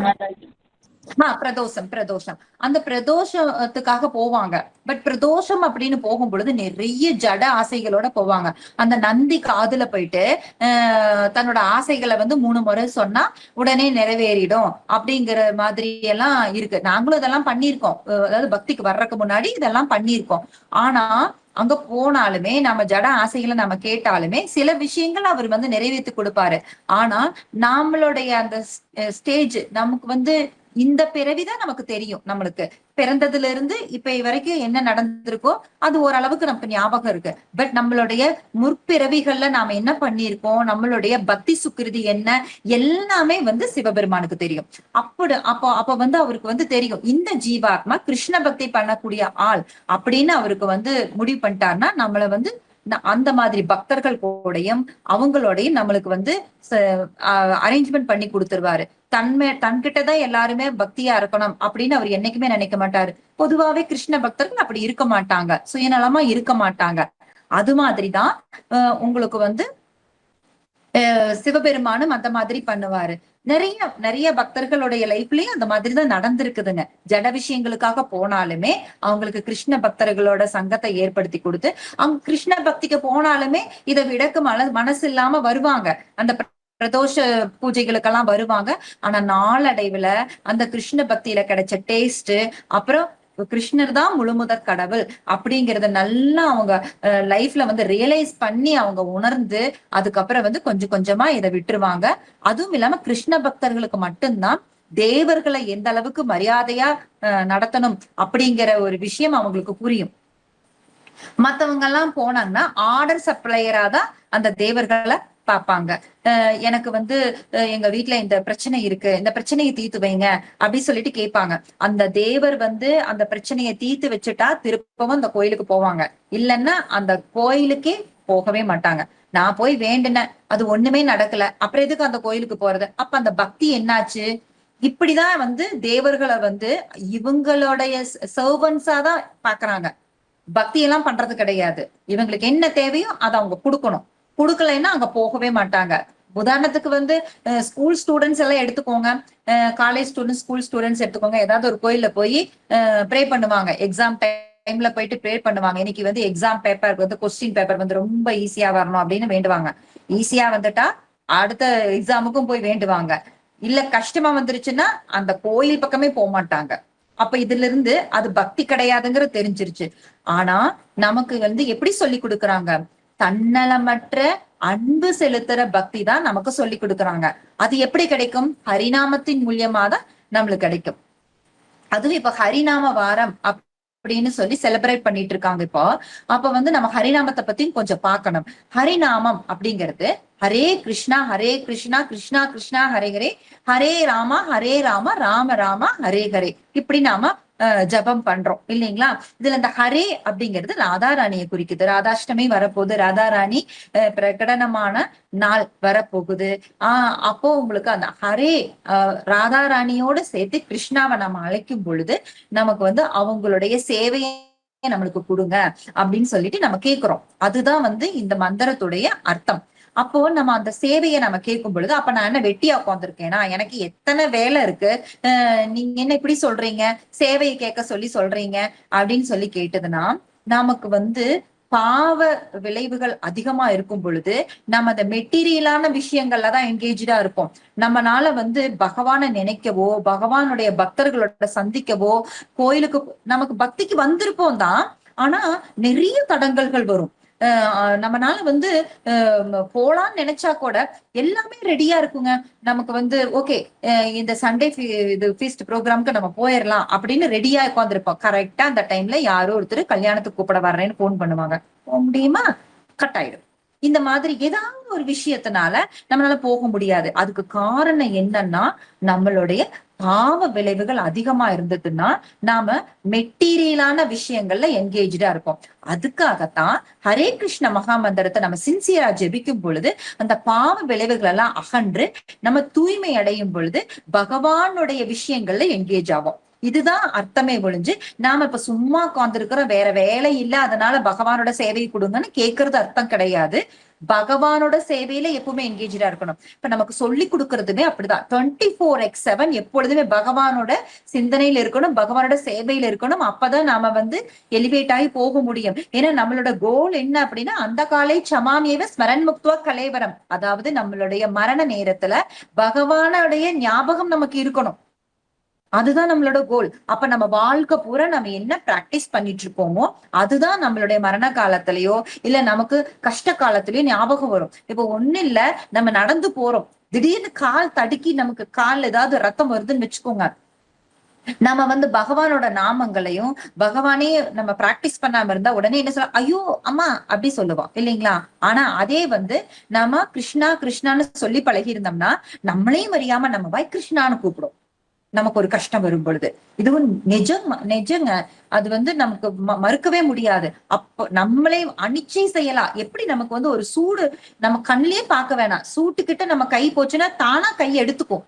நம்ம கண்ணுல கூட பார்த்திருக்க மாட்டோம். எது அனிச்சை செயலது. அந்த அந்த இடத்துல போய் கை பட்டுதுன்னா கை வெந்து போயிடும் அப்படிங்கிறது நம்ம கண் பார்வை பார்த்து அறிவுக்கு போகாததுக்கு முன்னாடியே நம்மளோட உணர்வுகளுக்கு தெரிஞ்சிருக்கு. அது மாதிரி நம்ம உணர்வுல வந்து கிருஷ்ணமயமா இருக்கணும். அது எப்படின்னா இந்த ஹரே கிருஷ்ண மகா மந்திரத்தின் மூலியமா தான் நமக்கு கிடைக்கும். அதனாலதான் நீங்க வந்து எடுத்தெடுப்புலயே 16 ரவுண்ட் எல்லாம் நீங்க சேன் பண்றது கஷ்டம்தான், அது ஒத்துக்கிறோம். ஆனா நாம ஒரு ரவுண்ட் பண்றோம், இல்ல 2 ரவுண்ட் பண்றோம், 4 ரவுண்ட் பண்றோம். யார் யார் தன்னோட கெப்பாசிட்டிக்கு தகுந்த மாதிரி எத்தனை ரவுண்ட் பண்றதா நீங்க வந்து சங்கல்பம் எடுத்திருக்கீங்களோ அதை கண்டிப்பா பண்ணிடணும். எக்ஸ்ட்ரா பண்றதெல்லாம் அப்புறம். ஃபர்ஸ்ட் நீங்க அதை பண்ணிடணும். அதை வந்து நீங்க வந்து மிஸ் பண்ணவே கூடாது. என்னவா இருந்தாலும் சரி. இந்த ஹரிநாமம் சொல்றதுக்கு வந்து நம்ம வீட்டுல வந்து அதாவது நம்ம வீட்டு சூழ்நிலை கல்யாண வீடாவும் இருக்கலாம், இல்ல ஏதாவது துக்க காரியங்கள் நடந்த வீடா இருக்கலாம், இல்ல ஏதாவது தீட்டுப்பட்ட காரியங்கள் நடந்த வீடா இருக்கலாம், எதுவுமே இருக்கலாம். எல்லா விதமான சூழ்நிலைகளும் நிறைந்ததுதான் அந்த ஜட உலகம். ஆனா எந்த சூழ்நிலையிலும் ஹரிநாமம் நம்ம சொல்லலாம். கோயிலுக்கு போறதுக்கு தாங்க நமக்கு வந்து 1008 ரெஸ்ட்ரிக்ஷன்ஸ் இருக்கும். ஆனா நாம ஹரிநாமம் சொல்றதுக்கு ரெஸ்ட்ரிக்ஷனே கிடையாது. எப்பொழுதும் பகவானுடைய அசோசியேஷன்ல, ஏன்னா நம்ம ஹரிநாமம் சொல்லும் பொழுது நம்மளோட நாக்குல வந்து பகவான் அமர்ந்துக்கிறாரு. அப்படி அமர்ந்துக்கும் பொழுது எந்நேரம் பகவானோடையே நாம இருக்கக்கூடிய ஒரு வாய்ப்பை ஹரே கிருஷ்ண மகாமந்திரம் நமக்கு கொடுக்குது. அதை சொல்லி கொடுக்கறதுக்கு தான் நமக்கு சைத்தன்ய மகாபிரபு வந்தாரு. இப்ப இந்த மாதிரி வந்து ஹரிநாமம் சொல்லுங்க அப்படின்னு நமக்கு எல்லாம் இஸ்கான்ல சொல்லி கொடுக்குறாங்க. நாமளும் பண்ணிட்டு இருக்கோம். ஒரு இஸ்கான் கோயில்ல இந்த மாதிரி வந்து ஒரு லெக்சர் போயிட்டு இருக்கும் பொழுது அங்க பக்கத்துல ஒரு வீட்டுல ஒரு பையன் இருந்தான். அந்த பையன் வந்து கொஞ்சம் இள வயது பையன். அவனுக்கு வந்து இவங்க பண்றதெல்லாம் ஒண்ணுமே பிடிக்கல. அன்னைக்கு வந்து ரொம்ப கோபம் வந்துருச்சு அவனுக்கு. வந்துட்டு அந்த லெக்சர் நடத்திட்டு இருக்கிறவங்க கிட்ட வந்து சண்டை போடுறான். என்ன பண்ணிட்டு இருக்கீங்க நீங்க? காலங்காத்தாலே 4 மணிக்கு எந்திரிச்சுக்க வேண்டியது, எந்திரிச்சுட்டு உங்களுக்கு இது மங்களாரத்தின்னு சொல்லிட்டு போட்டு அந்த மத்தளம் எல்லாம் அடிச்சுக்கிட்டு ஏதோ பாடுறீங்க. அதுக்கப்புறம் உட்காந்து ஹரே கிருஷ்ணா ஹரே ராமான்னு உங்களுக்கு எல்லாரும் உட்காந்து ஜபம் பண்ண ஆரம்பிச்சுறீங்க. அது மெதுபாபா பண்றீங்க, எல்லாரும் ஊற கூட்டுற மாதிரி சொல்லி ஜபம் பண்றீங்க. அதுக்கப்புறம் பார்த்ததுன்னா இப்படி நாள் பூரா எதையோ ஒண்ணு பண்ணிட்டே இருக்கிறீங்க, அக்கம் பக்கத்துல எல்லாம் குடியிருக்க வேண்டாமா அப்படின்னு சொல்லிட்டு சண்டை போடுறான் அந்த பையன் வந்து. அப்போ அவங்க இருக்கிறவங்க எல்லாம் வந்து சமாதானப்படுத்துறாங்க. இல்ல, ஹரிநாமம் தான் வந்து ரொம்ப முக்கியம், அது சொல்றது மூலியமா தான் நம்ம இந்த மனித உடலை நம்ம வந்து நல்லபடியா பயன்படுத்திக்க முடியும்னு அவங்க அந்த பிலாசபி எல்லாம் சொல்லி கொடுக்குறாங்க. அவனுக்கு அந்த மண்டையிலேயே ஏறல. அவன் கேக்குறான். நான் சும்மாவே உட்காந்து நான் ஹரிநாம நீங்க சொல்றீங்கல்ல, நான் ஹரிநாம சொல்றேன். ஆனா எனக்கு இது சாப்பாடு போடு, சாப்பாடு கொடுத்துருமா, சாப்பாடு போடுமா எனக்கு, நான் சேலஞ்ச் பண்றேன், ஓப்பன் சேலஞ்ச் பண்றேன் அப்படின்னு சொல்லிட்டு சொல்றான். அப்படி அவன் சொன்னோன்னே வந்து அந்த லெக்சர் கொடுத்துட்டு இருந்தாரு இல்லைங்களா, அவர் சொல்றாரு, ஓகே உன்னோட சேலஞ்ச் நான் எடுத்துக்கிறேன். நீ என்ன பண்ணணும்னா 10 மணி நேரம் விடாம ஹரிநாமம் சொல்லணும். இந்த ஹரே கிருஷ்ணா மகாமந்திரத்தை நீ வந்து சொல்லணும். அப்போ உனக்கு வந்து தேடி வரும், உன்னோட ஃபுட்டு உனக்கு தேடி வரும். இதுக்கு நான் சேலஞ்ச் பண்றேன். அப்படி வரலன்னா நான் என்னோட பக்தியிலிருந்தே நான் போயிடுறேன். நானும் ஹரிநாமம் சொல்ல மாட்டேன், இங்கிருந்து நான் போயிடுறேன், நானு பக்தியே பண்ண மாட்டேன், நானு இது ஓப்பன் சேலஞ்ச் அப்படின்னு சொல்லிட்டு அவர் சொல்றாரு. இப்ப மத்தவங்க எல்லாம் வந்து பயந்துகிட்டு போயிட்டு, ஏங்க அவன் வந்து ஒரு முட்டாள் பையன், அவன் அப்படி சொல்றான்னு சொல்லிட்டு நீங்க எதுக்குங்க இப்படி எல்லாம் சொல்றீங்க, இந்த மாதிரி எல்லாம் சொல்லாதீங்க, ஒருவேளை அவனுக்கு ஃபுட்டு கிடைக்கலன்னா என்ன பண்றது, நான் பகவான முழுமையா நம்புறேன், நான் என் வாயிலிருந்து இது வரல, பகவான் சொல்ல வச்சிருக்கிறாரு. சோ இந்த ஓப்பன் சேலஞ்ச் எனக்கானது கிடையாது, பகவானுக்கானது.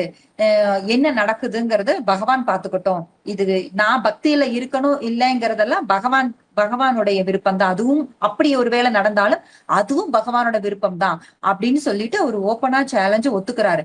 இவன் என்ன பண்ணிட்டான், இவன் ரொம்ப புத்திசாலி மாதிரி என்ன பண்றான், ஓகே நான் எங்க இருக்கேன்னு யாருக்குமே தெரியக்கூடாது அப்படின்னு சொல்லிட்டு ஒருத்தருக்கிட்டையும் சொல்லாம அங்க பக்கத்துல ஒரு காடு இருக்குது, அந்த காட்டுக்குள்ளார நடுவாண்டி போயிடுறான். அங்க போயிட்டு ஒரு மரத்து மேல ஏறி உட்காந்துக்கிறான். அப்புறம் 10 மணி நேரம் ஹரிநாமம் ஜபிக்கணுமே, அங்க மரத்து மேல உட்காந்துக்கிட்டு பண்ணிட்டு இருக்கிறான். அப்புறம் 1 மணி நேரம் ஆகுது, 2 மணி நேரம் ஆகுது, 4 மணி நேரம், 5 மணி நேரம் ஆகுது. ஆனா அவனுக்கு டயர்டே ஆகல. தண்ணியும் கொண்டு போகல, சாப்பாடு, ஏன்னா எங்க போனான்னு சொல்லல, சொல்லிட்டு போனா கொண்டு வந்து கொடுத்து இவங்க சேலஞ்ச வந்து ஏதாவது கோல்மால் பண்ணிடுவாங்க அப்படிங்கிறதுக்காக அப்படி போய் உட்காந்துக்கிட்டான். அவன் யாருக்குமே தெரியாது இவன் எங்க போனான்னு சொல்லிட்டு, இவனுக்கு மட்டும்தான் தெரியும், போனவனுக்கு மட்டும்தான் தெரியும். அப்ப இந்த மாதிரி ஆகுது, இருட்டாயிடுச்சு. ஆனாலுமே இன்னொரு 2-3 மணி நேரம் பாக்கி இருக்குது. அதனால அவன் ஜபம் பண்ணிக்கிட்டே இருக்கிறான். ஹரே கிருஷ்ணா ஹரே கிருஷ்ணா கிருஷ்ணா கிருஷ்ணா ஹரே ஹரே, ஹரே ராம ராம ராம ஹரே ஹரே அப்படின்னு சொல்லிட்டு ஜபம் பண்ணிக்கிட்டே இருக்கிறான். அப்போ கொஞ்சம் நல்லா இருட்டுனதுக்கு அப்புறம் என்ன ஆகுது, அந்த ஊர்ல வந்து கொள்ளை அடிக்கிறதுக்குன்னே ஒரு கூட்டம் இருக்கு. அந்த கூட்டம் வருது, கொஞ்சம் கொஞ்சம் பேரோட ஒரு கேங் வர்றாங்க. வந்துட்டு அந்த மரத்துக்கடியில தான் அவங்களோட இருக்கிற இடம் போல இருக்குது. அங்க வந்து அவங்க வந்து எல்லாரும் சேர்றாங்க. சேரும் போது இவன் தான் அவங்க வருவாங்கன்னு இவனுக்கு எப்படி தெரியும், இவன் வந்து மேல உட்காந்துட்டு ஹரே கிருஷ்ண மகாமந்திரம் ஜபம் பண்ணிட்டு இருக்கான். யாரா இருக்காங்களாட்டு இருக்குது, எப்படி இந்த இடம் தெரிஞ்சது, போலீஸா இருக்குமோ அப்படின்னு அந்த தலைவன் கேக்குறான். அப்ப வந்து மத்தவங்க எல்லாம் சொல்றாங்க, இருக்கும் இருக்கும், நாம நிறைய இடத்துல கொள்ளையடிச்சிட்டோம்ல, அதனால வந்து யாராவது போலீஸ் வந்து உளவு பாக்குறதுக்காக இங்க வந்திருப்பாங்க அப்படின்னு சொல்லிட்டு உடனே தொலாவுறாங்க யார் இருக்காங்கன்னு சொல்லிட்டு. இவன் வந்து மர உச்சியில மேல உட்காந்துக்கிட்டு ஒரு கிளையில உட்காந்துட்டு இவன் ஹரே கிருஷ்ண மகாமந்திரம் ஜபம் பண்ணிட்டு இருக்கான். அவனை புடிச்சிட்டு கீழே புடிச்சு கொண்டு வர்றாங்க, கீழே வந்து கூட்டிட்டு வர்றாங்க. நீ யாரு அப்படின்னு கேக்குறாங்க. நீ எங்களை வந்து அரெஸ்ட் பண்ண வந்த போலீஸா அப்படின்னு சொல்லிட்டு கேக்குறாங்க. அப்புறம் ஐயோ இல்ல நீங்க யாருன்னு எனக்கு தெரியாது, நான் இந்த மாதிரி இந்த கிராமத்துல இருக்கேன், இந்த கிராமத்துக்கு பக்கத்துல ஒரு இஸ்கான் டெம்பிள் இருந்துச்சு, அவங்க கூட நான் சண்டை போட்டேன், அவங்க கூட நான் வந்து இந்த மாதிரி ஒரு சேலஞ்ச் கொடுத்தேன், அந்த சேலஞ்ச நிறைவேற்றுறதுக்காக நான் இங்க வந்து நான் ஹரே கிருஷ்ண மகாமந்திரம் ஜபம் பண்ணிட்டு இருக்கேன் அப்படின்னு சொல்லிட்டு அவன் சொல்லுவான். யாருகிட்ட கதை விடுற, நீ வந்து அவங்க கிட்ட சண்டை போட்டுட்டு அது நாங்க இருக்கிற அந்த மரத்துக்கடியிலே நீ வந்து உட்காந்துருப்பியா, மரத்துக்கிட்ட வந்து உட்காந்துருப்பியா, இதை நாங்க நம்பணுமா, நாங்க என்ன குழந்தைகளா நீ சொல்ற கதையெல்லாம் நாங்க நம்புறதுக்கு அப்படின்னு சொல்லிட்டு அவனை மரத்துல கட்டி வச்சுட்டு கட்டி வச்சிருவாங்க. கட்டி வச்சுட்டு இவனை என்ன பண்ணலாம் அப்படின்னு எல்லாம் பேசி டிஸ்கஸ் பண்ணுவாங்க, மீட்டிங் போடுவாங்க, டிஸ்கஸ் பண்ணுவாங்க. வந்து இவன் இவ்வளவு நேரம் இருக்கிறான்னா அப்போ வந்து கண்டிப்பா இவன் வந்து போலீஸோட ஆளாத்தான் இருக்கணும், நம்மளை புடிச்சு கொடுக்கறதுக்கு கொஞ்ச நேரத்துல வந்து போலீஸோட ஆட்கள் வந்துருவாங்களா இருக்கும் அப்படின்னு ஒரு சிலர் சொன்னாங்களாமா. ஒரு சிலர் இல்ல நம்ம சாப்பாடு செஞ்சு வச்சு போட்டு போனோம்ல, அத வந்து அதுல வந்து இவன் விஷங்கீது கலந்து வச்சிருப்பான், நம்ம எல்லாம் சாப்பிட்டுட்டு செத்தரட்டும் அப்படிங்கிறதுக்காக இவன் ஏதாவது பண்ணியிருப்பான் அப்படின்னு இன்னும் 2-3 பேர் சொன்னாங்களாமா. இருக்கும் இருக்கும், இவன் வந்து சும்மாவா வந்து உட்கார்ந்து இருப்பான் அப்படின்னு சொல்லிட்டு நீ எதுக்கு தானே வந்த அப்படின்னு சொல்லிட்டு அந்த தலைவன் கேட்க, ஐயோ நீங்க சாப்பாடு செஞ்சு வச்சதும் தெரியாது, உங்களோட பொருட்கள் இங்க இருக்கிறதும் தெரியாது, நான் வந்து அங்க சண்டை போட்டு யாரு என்னை வந்து பார்க்க கூடாதுங்கிறதுக்காக இந்த மரத்து மேல இது கொஞ்சம் பெரிய மரமா இருந்ததுனால நான் மரத்து மேல ஏறிட்டேன் அப்படின்னு சொல்லிட்டு சொல்றாங்க. இல்ல நீ சொல்றத நாங்க நம்பவே மாட்டோம் அப்படின்னு சொல்லிட்டு அவங்க செஞ்சு வச்ச சாப்பாட்டை கொண்டு வந்து அவனுக்கு வந்து கம்பல் பண்ணி அவனை வந்து ஊட்டி விடுறாங்க. புல்லும். அப்ப அவனுக்கு கண்ணுல தண்ணி வந்துருச்சு. அவன் என்ன சேலஞ்ச் பண்ணான்? ஹரிநாமம் சொன்னா சோறு கிடைக்குமா அப்படின்னு தானே சேலஞ்ச் பண்ணான். இப்போ அவன் வேண்டாங்க வேண்டாங்க, அவனுக்கு வாயில வச்சு திணிக்கிறாங்க சாப்பாட்டை. அப்போ இவனுக்கு உடம்பெல்லாம் வெளவெளுத்து போயிடுச்சு.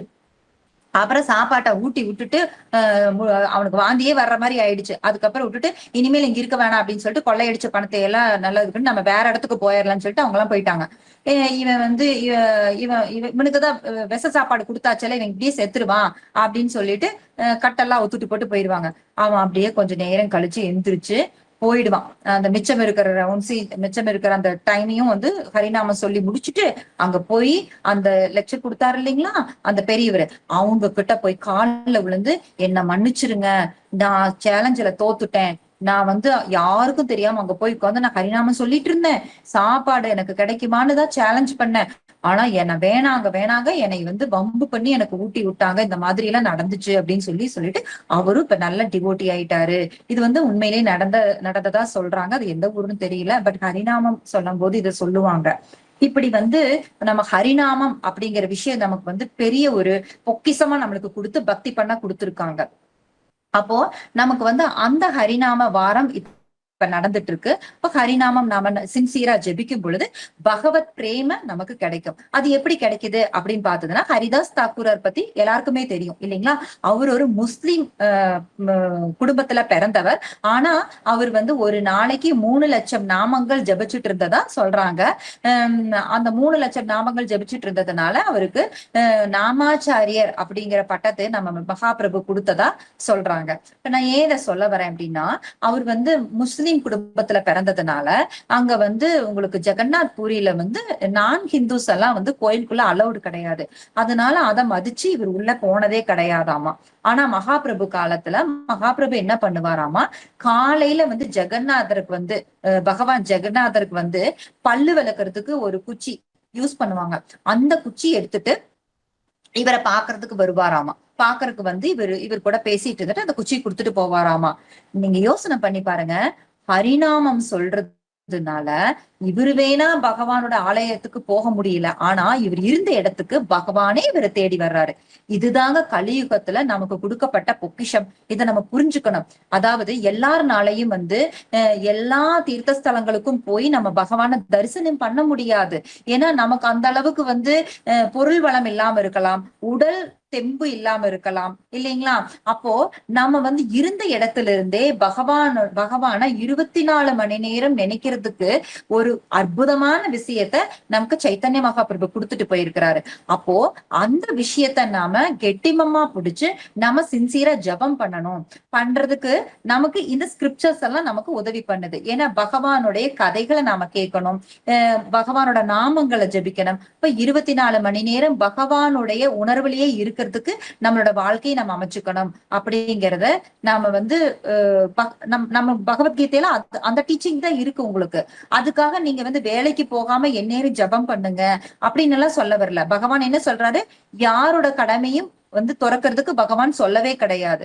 அவங்களுக்கு நியமிக்கப்பட்ட கடமை என்னவோ அதை கண்டிப்பா செய்யணும். ஆனா அதை கிருஷ்ண உணர்வோடு செய்யணும் அப்படிங்கறத சொல்லியிருக்காங்க.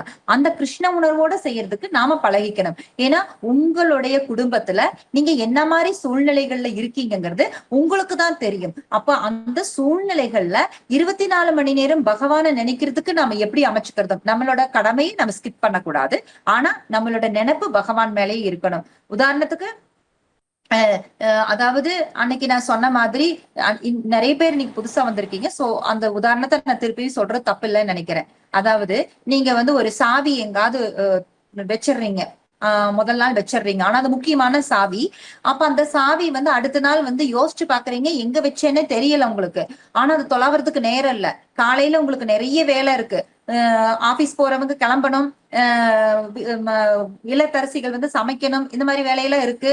அப்ப அதை போய் தொலாவிட்டு இருக்க முடியாது. ஆனா முக்கியமான சாவி. இப்ப என்ன பண்றீங்க, அந்த சாவி எங்க வச்சோன்னு யோசிச்சுக்கிட்டே எல்லா வேலையும் செஞ்சு உங்களோட வேலைகளை முடிக்கிறீங்க. எப்படி அந்த சாவியோட சிந்தனையிலேயே சாதாரண ஒரு மெட்டீரியலான சாவியை நினைச்சுக்கிட்டே உங்களால எல்லா வேலையும் பெர்ஃபெக்டா பண்ண முடியும் பொழுது உங்களோட கடமைகளை செய்யும் பொழுது பகவானை நினைச்சுக்கிட்டே பண்றது ஈஸி தானே இல்லைங்களா? அப்ப அதை நினைச்சுக்கிட்டு உங்க கடமைகளையும் விட்டு கொடுக்காம பகவானோட சிந்தனையும் வச்சுக்கிட்டு நீங்க பண்ணும் பொழுது உங்களோட இந்த மனித உடலை நீங்க பெர்ஃபெக்டா நீங்க வெற்றிகரமா நீங்க உபயோகப்படுத்திக்க முடியும். இந்த மனித உடலை எப்படி உபயோகப்படுத்திக்கிறதுக்கான ஒரு இன்ஸ்ட்ரக்ஷன் மேனுவல் தான் உங்களுக்கு பகவத்கீதா. அது நம்மளோட செயல்கள் புண்ணிய செயல்களாவும் இருக்கக்கூடாது, பாவ செயல்களாவும் இருக்கக்கூடாது, பக்தி செயல்களா இருக்கணும் அப்படியெல்லாம் சொல்லி கொடுக்குறாங்க. அது மட்டும் கிடையாது, நமக்கு நிறைய விஷயங்கள் இங்க இந்த உலகத்தோட நம்ம பாண்டேஜ் ஆகிற மாதிரி விஷயங்கள்ல மாட்டிக்காம எப்படி நம்ம செயல்களை செய்யறதுனால சொல்லி கொடுத்துருக்காங்க. அதெல்லாம் வச்சு நம்ம பகவானோட சிந்தனையில நம்ம வாழ்க்கையை நம்ம நடத்தும் பொழுது பெர்ஃபெக்டா நாம அடுத்த பர்த் எடுக்க மாட்டோம். கண்டிப்பா நம்ம பகவானோட பகவத் தாமத்துக்கு திரும்பி போயிடலாம். தேவி தாமத்துக்கு திரும்பி அந்த 84 லட்சம் உடல்கள்ல நம்ம எடுக்கணுங்கிற அவசியம் இல்ல. அததான் நான் அப்படி சொல்லிக்கிறேன். யாராவது ஏதாவது சொல்றதா இருந்தா கேக்குறதா இருந்தா கேளுங்க. ஹரே கிருஷ்ணா.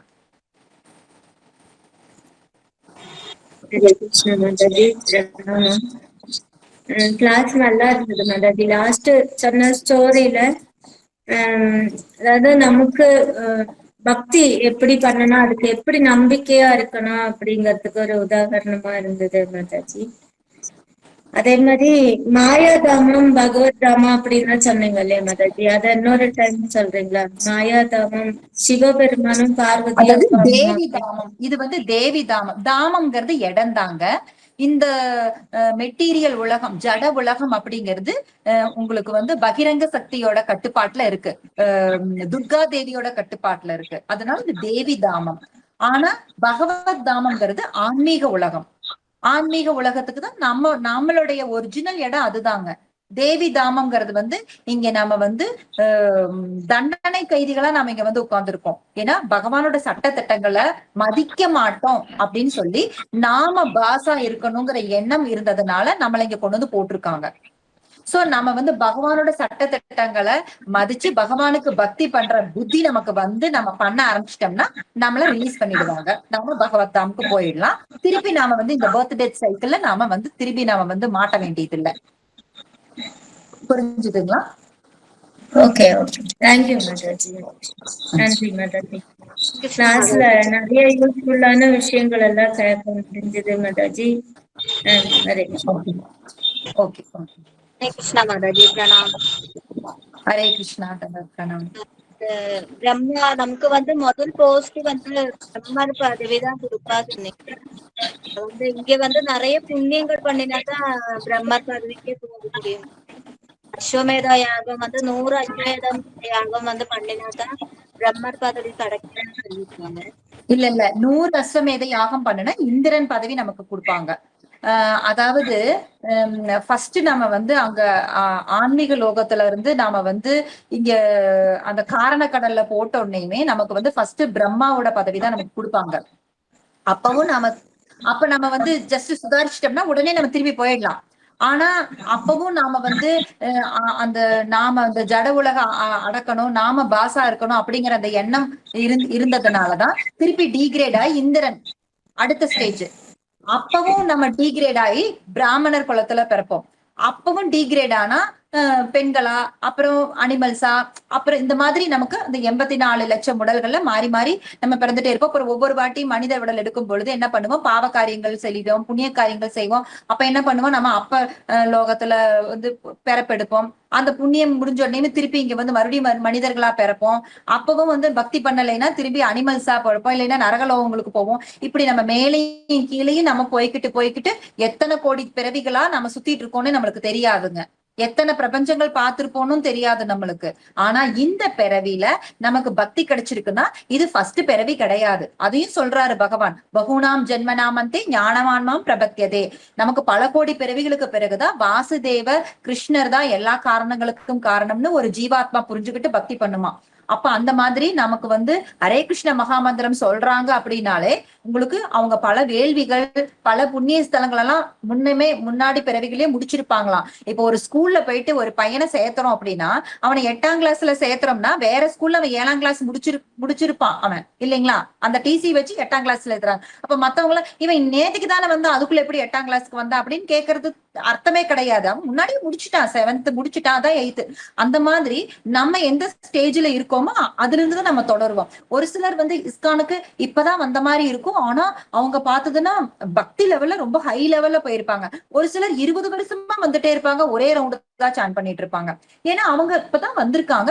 சோ அவங்க வந்து கொஞ்சம் கொஞ்சமா முன்னேறிட்டு இருக்காங்க. அப்படிதான். அப்ப வந்து நம்மளுடைய நாள் கணக்கை வச்சு அவங்களுடைய அந்த பக்தி தரத்தை நாம வந்து முடிவு பண்ண முடியாது. நம்ம முற்பிறவிகள்ல நிறைய பண்ணியிருக்கோம், அதனாலதான் நமக்கு இது கிடைச்சிருக்கு. நம்ம பண்ண வேண்டிய விஷயம் என்ன அப்படின்னா சின்சியரா இப்ப கிடைச்சிருச்சு. நாம நம்மளுடைய சிந்தனையில பகவானுக்கு பக்தி பண்றதுதான் நம்மளோட கடமைங்கிறது நம்மளுக்கு தெரியுது. அப்ப இப்ப இருக்கிற நம்ம குடும்பத்துல இருக்கிற அந்த கடமைகளை விட்டு கொடுக்காம ஆனா சிந்தனையில பகவானை வச்சுட்டு நம்ம வாழ்க்கையை நம்ம கொண்டு போகணும் அப்படிங்கிறது நமக்கு புரிஞ்சிருச்சு.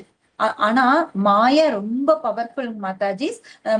நம்ம வந்து பகவானை மறக்கிறது ரொம்ப ஈஸியான விஷயமா இருக்கு இந்த உலகத்துல நம்மளுக்கு. அதுல மட்டும் நம்ம கொஞ்சம் சின்சியரா அந்த கீர்த்தன் பிளே பண்றது, நம்ம எப்பவுமே பகவானை நினைச்சுக்கிட்டு இருக்கிற மாதிரி நம்ம சூழ்நிலைகளை சுற்றுப்புற சூழ்நிலையை நம்ம அமைச்சுக்கிட்டோம்னா முடிஞ்ச வரைக்கும் நாம வந்து பகவானோட சிந்தனையில இருக்க முடியும். அந்த கலியுகத்துல வந்து மனித ஜென்மம் எடுக்கிறது ரொம்ப புண்ணியம்ங்கிற மாதிரி அது பக்தி பண்ணிட்டு 10,000 வருஷத்துக்குதான் 10,000 வருஷத்துக்குதான் இந்த பகவானை பத்தி பேசுவாங்க, பக்தி பண்ணுவாங்கன்னு சொல்றாங்க. அதுக்கப்புறம் களி ரொம்ப ஹெவி ஆயிடுங்க. யாருமே வந்து உங்களுக்கு வந்து கடவுள் அப்படிங்கிற ஒரு விஷயத்துக்கு இப்பவே அப்படிதான் இருக்கிறாங்க. ஆனா என்னன்னா இப்ப கொஞ்ச காலம் வந்து உங்களுக்கு இந்த 10,000 வருஷம் வந்து ஃபர்ஸ்ட் ஆரம்ப ஸ்டேஜ்ல இருக்கும். அது இன்னும் கலிக்கு உள்ளாரையே நம்ம போகல. ஒவ்வொரு யுகம் ஆரம்பிக்கிறதுக்கு முன்னாடியும் அந்த சந்தியா காலம் அப்படின்னு இருக்கு. இப்ப எப்படி ஒரு நாள் ஆரம்பிக்கும் பொழுது காலையில அந்த விடியற்கால நேரம் வந்து கொஞ்சம் ரொம்ப வெயில் எல்லாம் இல்லாம ஒரு மிதமான வெயிலா அப்படி இருக்குது இல்லைங்களா, அந்த மாதிரி நேரத்துலதான் நாம இருக்கோம் கலியுகம். இன்னும் அதனோட ருத்ர தாண்டவத்தையில நாம இல்ல, நாம இன்னும் அதுக்குள்ள என்ட்ரே ஆகல. நாம முன்னாடி 5,000 வருஷம் தான் கடந்து வந்திருக்கோம். 4,32,000 வருஷம் டோட்டல் வருஷம். 5,000 வருஷம் தான் கடந்து வந்திருக்கும். இன்னொரு 10,000 வருஷத்துக்கு பகவான் பக்தி இதெல்லாம் இருக்கும். ஆனா அதுக்கப்புறம் எதுவுமே இருக்காது. ஃபுல் அண்ட் ஃபுல் உங்களுக்கு அவங்க குழந்தைங்களே சாப்பிடக்கூடிய அளவுக்கு ரொம்ப டிகிரேடான மனுஷங்க தான் இருப்பாங்க. பாகவதத்துல இருக்கு 12வது கேண்டோல கலியுகம் எவ்வளவு மோசமான யுகமா இருக்க போகுதுங்கிறது அதுல போட்டிருக்காங்க. 25 வயது தான் உங்களுக்கு டோட்டல் அந்த ஆயுஸ் காலமா இருக்கும். இன்னும் ரொம்ப மோசமான குணங்களா இருக்கும் அப்படிங்கறதெல்லாம் அதுல ஃபுல்லுமே போட்டிருக்காங்க. அப்ப அதெல்லாம் படிக்கும் பொழுது நாம அடுத்த பிறவிங்கிறது யோசிக்கவே கூடாது. இப்ப நம்ம எவ்வளவு சின்சியரா இருக்க முடியுமோ அவ்வளவு சின்சியரா இருந்துக்கணும். நமக்கு அதுல உடல்நிலை வந்து நமக்கு ஒத்துழைக்காம இருக்கலாம், குடும்ப சூழ்நிலை ஒத்துழைக்காம இருக்கலாம். எவ்வளவு என்ன பிரச்சனைகள் வந்தாலும் பகவானுடைய பாதார விந்தங்களை நினைச்சுக்கிட்டு முடிஞ்ச வரைக்கும் நம்மளுடைய 100% கொடுக்கணும். இப்ப அணிலும் தான் டிவோஷனல் சர்வீஸ் பண்ணுச்சு, ஹனுமானும் டிவோஷனல் சர்வீஸ் பண்ணார். அணில் என்ன ஒரு சின்ன கல் எடுத்து கொண்டு போய் கொடுத்திருப்போம், ஹனுமான் பெரிய பெரிய மலையை கொண்டு போய் கொடுத்திருப்பாரு. ஆனா பகவானை பொறுத்த வரைக்கும் 2 பேரையுமே ஒரே மாதிரிதான் பார்த்தாங்க. ஏன்னா அணில் அதனுடைய 100% கொடுத்துச்சு, அதுக்கு எவ்வளவு முடியுமோ அவ்வளவு செஞ்சுச்சு. ஹனுமான் அவரோட 100% கொடுத்தாரு. அவங்களுக்கு அவங்கதான் போட்டியே விழிஞ்சு அடுத்தவங்களோட நம்ம கம்பேர் பண்ணணுங்கிற அவசியம் இல்ல. நம்ம குடும்பத்துல நம்ம சூழ்நிலை நமக்கு தான் தெரியும். சோ நம்மளோட 100% என்னங்கிறது நம்ம கொடுத்தா பகவான் ரொம்ப ப்ளீஸ் ஆவாரு. இதுதான் நம்ம தெரிஞ்சுக்க வேண்டியதுங்க. ஹரே கிருஷ்ணா. ஹரே ஹரே கிருஷ்ணா. கிருஷ்ணா. ஹரே கிருஷ்ணா மாதாஜி. தேங்க்யூ. மாதாஜி ஒரு கொஸ்டின் மாதாஜி, எனக்கு ஒரு கொஸ்டின் இருக்கு மாதாஜி. சொல்லுங்க. சிவபெருமான் வந்து ஜீவ தத்துவம் இல்ல விஷ்ணு தத்துவம் இல்ல அப்படி சொன்னீங்க மாதாஜி. அதுல வந்து அந்த இது மட்டும் இன்னொரு டைம் கொஞ்சம் எக்ஸ்பிளைன் பண்ணுங்க மாதாஜி. ஆமா, அது கொஞ்சம் நமக்கு வந்து புரியறதுக்கு கொஞ்சம் கஷ்டம் தான். எப்படின்னா இப்ப பால் அப்படிங்கறது வந்து பகவான் அப்படின்னா அது வந்து உங்களுக்கு தயிரா மாறிடுச்சு, தயிரா பண்றோம் நாம, அது பால் பொருள் தான். ஆனா தயிர் வந்து மறுபடியும் பால் ஆகாது இல்லைங்களா. அந்த மாதிரி பகவான் வந்து இந்த மாயை கூட கான்டாக்ட் வச்சுக்கிறதுக்காக கொடுக்கப்பட்ட ஒரு விஷயம்தான் ருத்ரர். அவர் வந்து அழிக்கும் கடவுளா செயல்படுறாரு. இந்த பிரபஞ்சத்தோட அழிவின் பொழுது அவர் வந்து ருத்ர தாண்டவம் ஆடுவாரு. ஆடி உங்களுக்கு அந்த அவருடைய அந்த 11 ருத்ரர்களும் வந்து தீப்பிழம்பெல்லாம் இது பண்ணுவாங்க. அனந்த சேஷன் வாயில இருந்து தீ வரும். அந்த மாதிரி எல்லாம் இருக்குங்க. அப்படி இருக்கு. அது வந்து நம்மளுடைய துர்கா தேவி கூட கான்டாக்ட் வச்சுக்கிறதுக்காக பகவானுடைய அந்த அடுத்த ஸ்டேஜ் அப்படி சொல்லலாம். தயிர் பால் பொருள் தான், ஆனா பால் கிடையாது. பௌதீகத்தோட தொடர்பு கொள்ளுற இப்ப வந்து இருள்ல வந்து இருட்டுல வந்து பகவான் இருக்க மாட்டாரு. அப்ப அந்த இருட்டில் இருக்கிற விஷயங்களை ஹேண்டில் பண்றதுக்கு ஒரு சக்தி வேணும் இல்லைங்களா? பகவான் இருக்கிற இடத்துல ஒளி மட்டும்தான் இருக்கும், இருட்டு இருக்காது. பட் நாம இருக்கிறது இருட்டு உலகத்துல. அப்ப அத ஹேண்டில் பண்றதுக்கு உங்களுக்கு ஒரு விஷயம் வேணுங்கிறதுனால இந்த ருத்ரன் அப்படிங்கிற விஷயம் உருவாக்கப்பட்டது. அவங்கதான் நம்மளை பாத்துக்கிறாங்க. நம்மள வந்து நம்ம பகவானோட அம்சங்கள் தான், ஆனா இங்க அவங்களோட பொறுப்புலதான் கொடுத்திருக்காங்க நம்மள எல்லாம். அது வந்து குண அவதாரங்கள்ல அவதாரங்கள். அந்த குணத்துல தமோ குணத்துல தமோ குண அவதாரம் பகவானுடைய ஒரு தமோ குண ஒரு தமோ குண அவதாரமாவே இருந்தாலும் அவர் தமோ குணத்துல இருக்கிறது இல்ல. அவர் வைஷ்ணவானாம் யதா சம்பு, முதல் வைஷ்ணவர். அவரு சிறந்த பக்தர், பகவானுடைய பக்தர். Okay okay, thank you.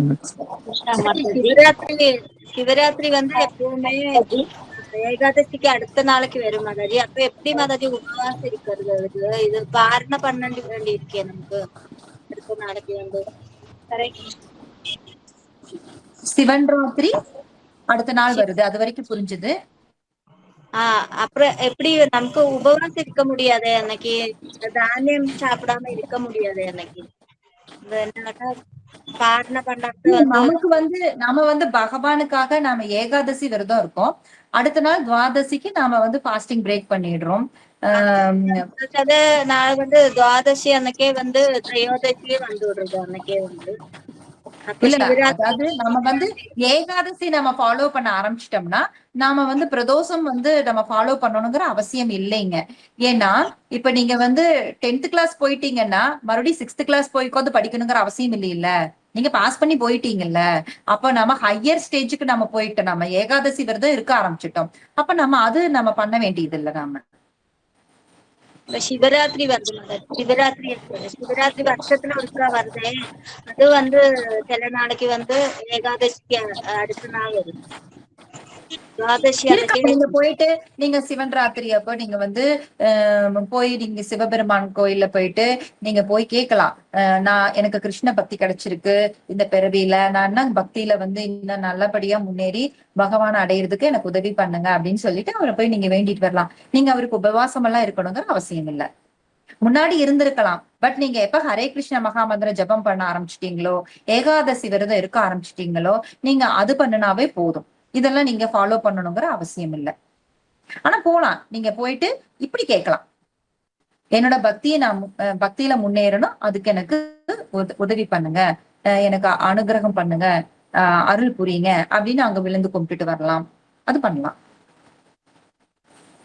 அந்த டைம்ல உங்களுக்கு வந்து சிவபெருமானுடைய அந்த பகவான் கூடயும் சிவபெருமான் கூடயும் இருக்கிற அந்த நிறைய பாஸ்ட் டைம்ஸ் எல்லாம் நம்மளோட இஸ்கான் மகாராஜஸ் எல்லாம் லெக்சர்ஸ் கொடுப்பாங்க, அதெல்லாம் நம்ம கேட்கலாம். நீங்க சிவன் ராத்திரி அந்த தூங்காம முழிக்கிறது அதெல்லாம் இருக்கிறதெல்லாம் ஒண்ணும் தப்பு இல்லை. அப்ப நீங்க அதை என்ன பண்ணணும், பகவானோட கதைகளை நீங்க கேட்கலாம். அப்ப உங்களுக்கு கண்டிப்பா உங்களுக்கு பகவானோட அனுகிரகம், அதாவது எப்ப நாம கிருஷ்ணரை நாம வந்து ப்ளீஸ் பண்றோமோ அப்ப எல்லா தேவதைகளும் ப்ளீஸ் ஆயிடுவாங்க. சோ நீங்க தனித்தனியா நீங்க ப்ளீஸ் பண்ணணுங்கிற அவசியம் இல்ல. ஏன்னா 33 கோடி தேவர்கள் இருக்காங்க, அத்தனை பேரையும் நம்ம ப்ளீஸ் பண்ண முடியாது. 33 கோடி தேவர்களுடைய ஸ்டேஜ் என்ன அப்படிங்கிறது பகவத்கீதையில என்ன சொல்றாங்க, அதாவது இந்த பிரம்மாண்டத்தை அட்மினிஸ்ட்ரேட் பண்றதுக்காக நியமிக்கப்பட்ட அட்மினிஸ்ட்ரேட்டிவ் ஆபீசர்ஸ் தான் அவங்க 33 கோடி தேவர்கள். ஒவ்வொரு டிபார்ட்மெண்ட்டும் அவங்க கையில இருக்கு. அப்போ வந்து நீங்க அத்தனை டிபார்ட்மெண்ட்டோட ஹெட் யாருன்னா நம்மளோட கிருஷ்ணர் தான். இப்ப நீங்க கிருஷ்ணரை நீங்க வந்து ப்ளீஸ் பண்ணும் பொழுது அவங்க எல்லாருமே ப்ளீஸ் ஆயிடுவாங்க உங்களுக்கு. எப்படி நீங்க வேருக்கு தண்ணி ஊத்துனா ஹோல் மரத்துக்கும் எல்லாம் போயிடுதோ அந்த மாதிரி நீங்க கிருஷ்ண பக்தி பண்ண ஆரம்பிச்சுட்டீங்கன்னா நீங்க எந்த தேவரையும் நீங்க வந்து ப்ளீஸ் பண்ணணுங்கிற அவசியம் இல்ல. ஆனா நீங்க வந்து அவங்களுக்கு கொடுக்குற மரியாதையை கொடுக்கலாம். ஏன்னா நம்மளோட மூத்த பக்தர் அப்படிங்கிற பக்தர்ன்னு பாத்தீங்கன்னா அவருதான் ஃபர்ஸ்ட் வராரு. ருத்ரர் தான் ஃபர்ஸ்ட் வராரு. அவங்க மத்த தேவர்களுமே வந்து எல்லாமே பகவானுடைய பக்தர்கள் தான். அதனாலதான் நம்மளை காட்டிலும் அந்த ஹையர் ஸ்டேஜ்ல அவங்க இருக்காங்க. அவங்களுக்கு நிறைய சக்தி இருக்கு. தேவர்களோட உடம்பு இருக்கு. நமக்கெல்லாம் மனிதர்களோட உடம்பு, அவங்களுக்கெல்லாம் தேவர்களோட உடம்பு இருக்கு. அதெல்லாம் சாதாரணமா கிடைக்காது. அவங்க பக்தி பண்ணி அவங்க அந்த மாதிரி அந்த ஸ்டேஜ் இருக்காங்க. அப்ப அதுக்கு நம்ம மரியாதை கொடுக்கணும் இல்லைங்களா? அந்த மரியாதை கொடுக்கணும். பட் நம்ம மெட்டீரியலா கேட்க வேணாம். இப்போ ஒரு ஜெயில் கைதி போயிட்டு அங்க இருக்கிற ஜெயில் வார்டன் கிட்ட போயிட்டு எனக்கு இங்க வந்து ஃபெசிலிட்டிஸ் அதிகமா கொடுங்க, எனக்கு இங்க ரொம்ப கஷ்டமா இருக்குதா அப்படின்னு போய் கேட்கற மாதிரிதான் நாம வந்து டெமிகாட்ஸ் கிட்ட போயிட்டு நாம ஒவ்வொரு விஷயமும் கேட்கறது. நம்ம கேட்க வேண்டிய விஷயம் என்னன்னா, அந்த ஜெயில இருந்து நாம எப்ப விடுதலை ஆகணும், எனக்கு இங்க இருக்கவே பிடிக்கல, நான் விடுதலை ஆகணும் அப்படிங்கிற ஒரு மென்டாலிட்டியில இருக்கணும்னு தான் நம்மளுக்கு இப்ப போதிக்கிறாங்க. அதை விட்டுட்டு இங்க நாம எப்படி சுகமா இருக்கிறது அப்படின்னு நம்ம யோசிச்சுட்டு இருக்கிறது முட்டாள்தனம் அப்படிங்கறது நம்ம புரிஞ்சுக்கணும் தான் இந்த ஸ்கிரிப்சர்ஸ் இத்தனை நமக்கு நாலேஜ் கொடுக்குதுங்க. தேங்க்யூ மாதாஜி. ஹரே கிருஷ்ணா மாதாஜி. ஹரே கிருஷ்ணா.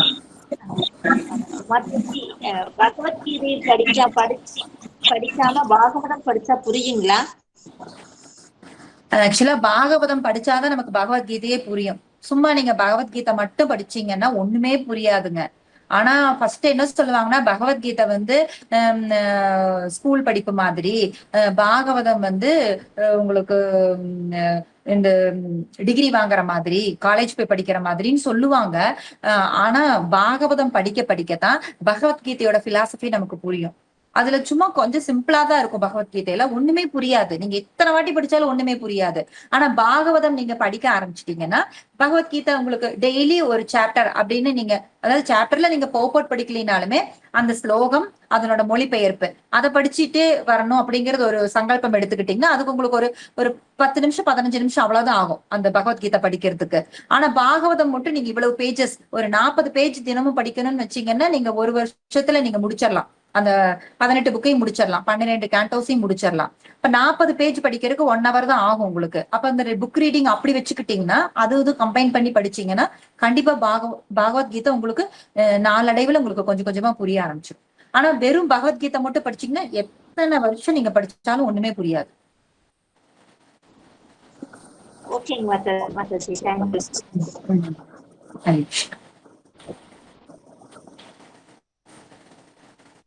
வேற யாராவது ஏதாவது கேக்குறீங்களா?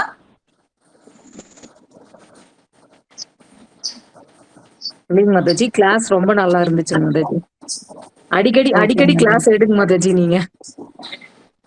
பிரபுபதான் சொன்னாரு, அவருக்கு வந்து நிறைய வேலை இருக்கறனால மாசம் 2 கிளாஸ் நீங்க எடுத்துருங்க மாதாஜி. அப்புறம் ஸ்ரீ ரூபா 2 கிளாஸ் எடுப்பாங்க, 4 கிளாஸ் நான் எடுத்துக்கிறேன் அப்படின்னு சொன்னாரு. ஓகேங்க பிரபுன்னு சொல்லியிருக்கோம். ஓகேங்க மாதாஜி. தேங்க்யூ மாதாஜி. ஹரே கிருஷ்ணா. ஹரே கிருஷ்ணா. ஸ்ரீல பிரபுபாத் கி ஜெய். ஹரே கிருஷ்ணா. லீவ் ஆயிக்கலாங்க மாதாஜி. ஹரே கிருஷ்ணா.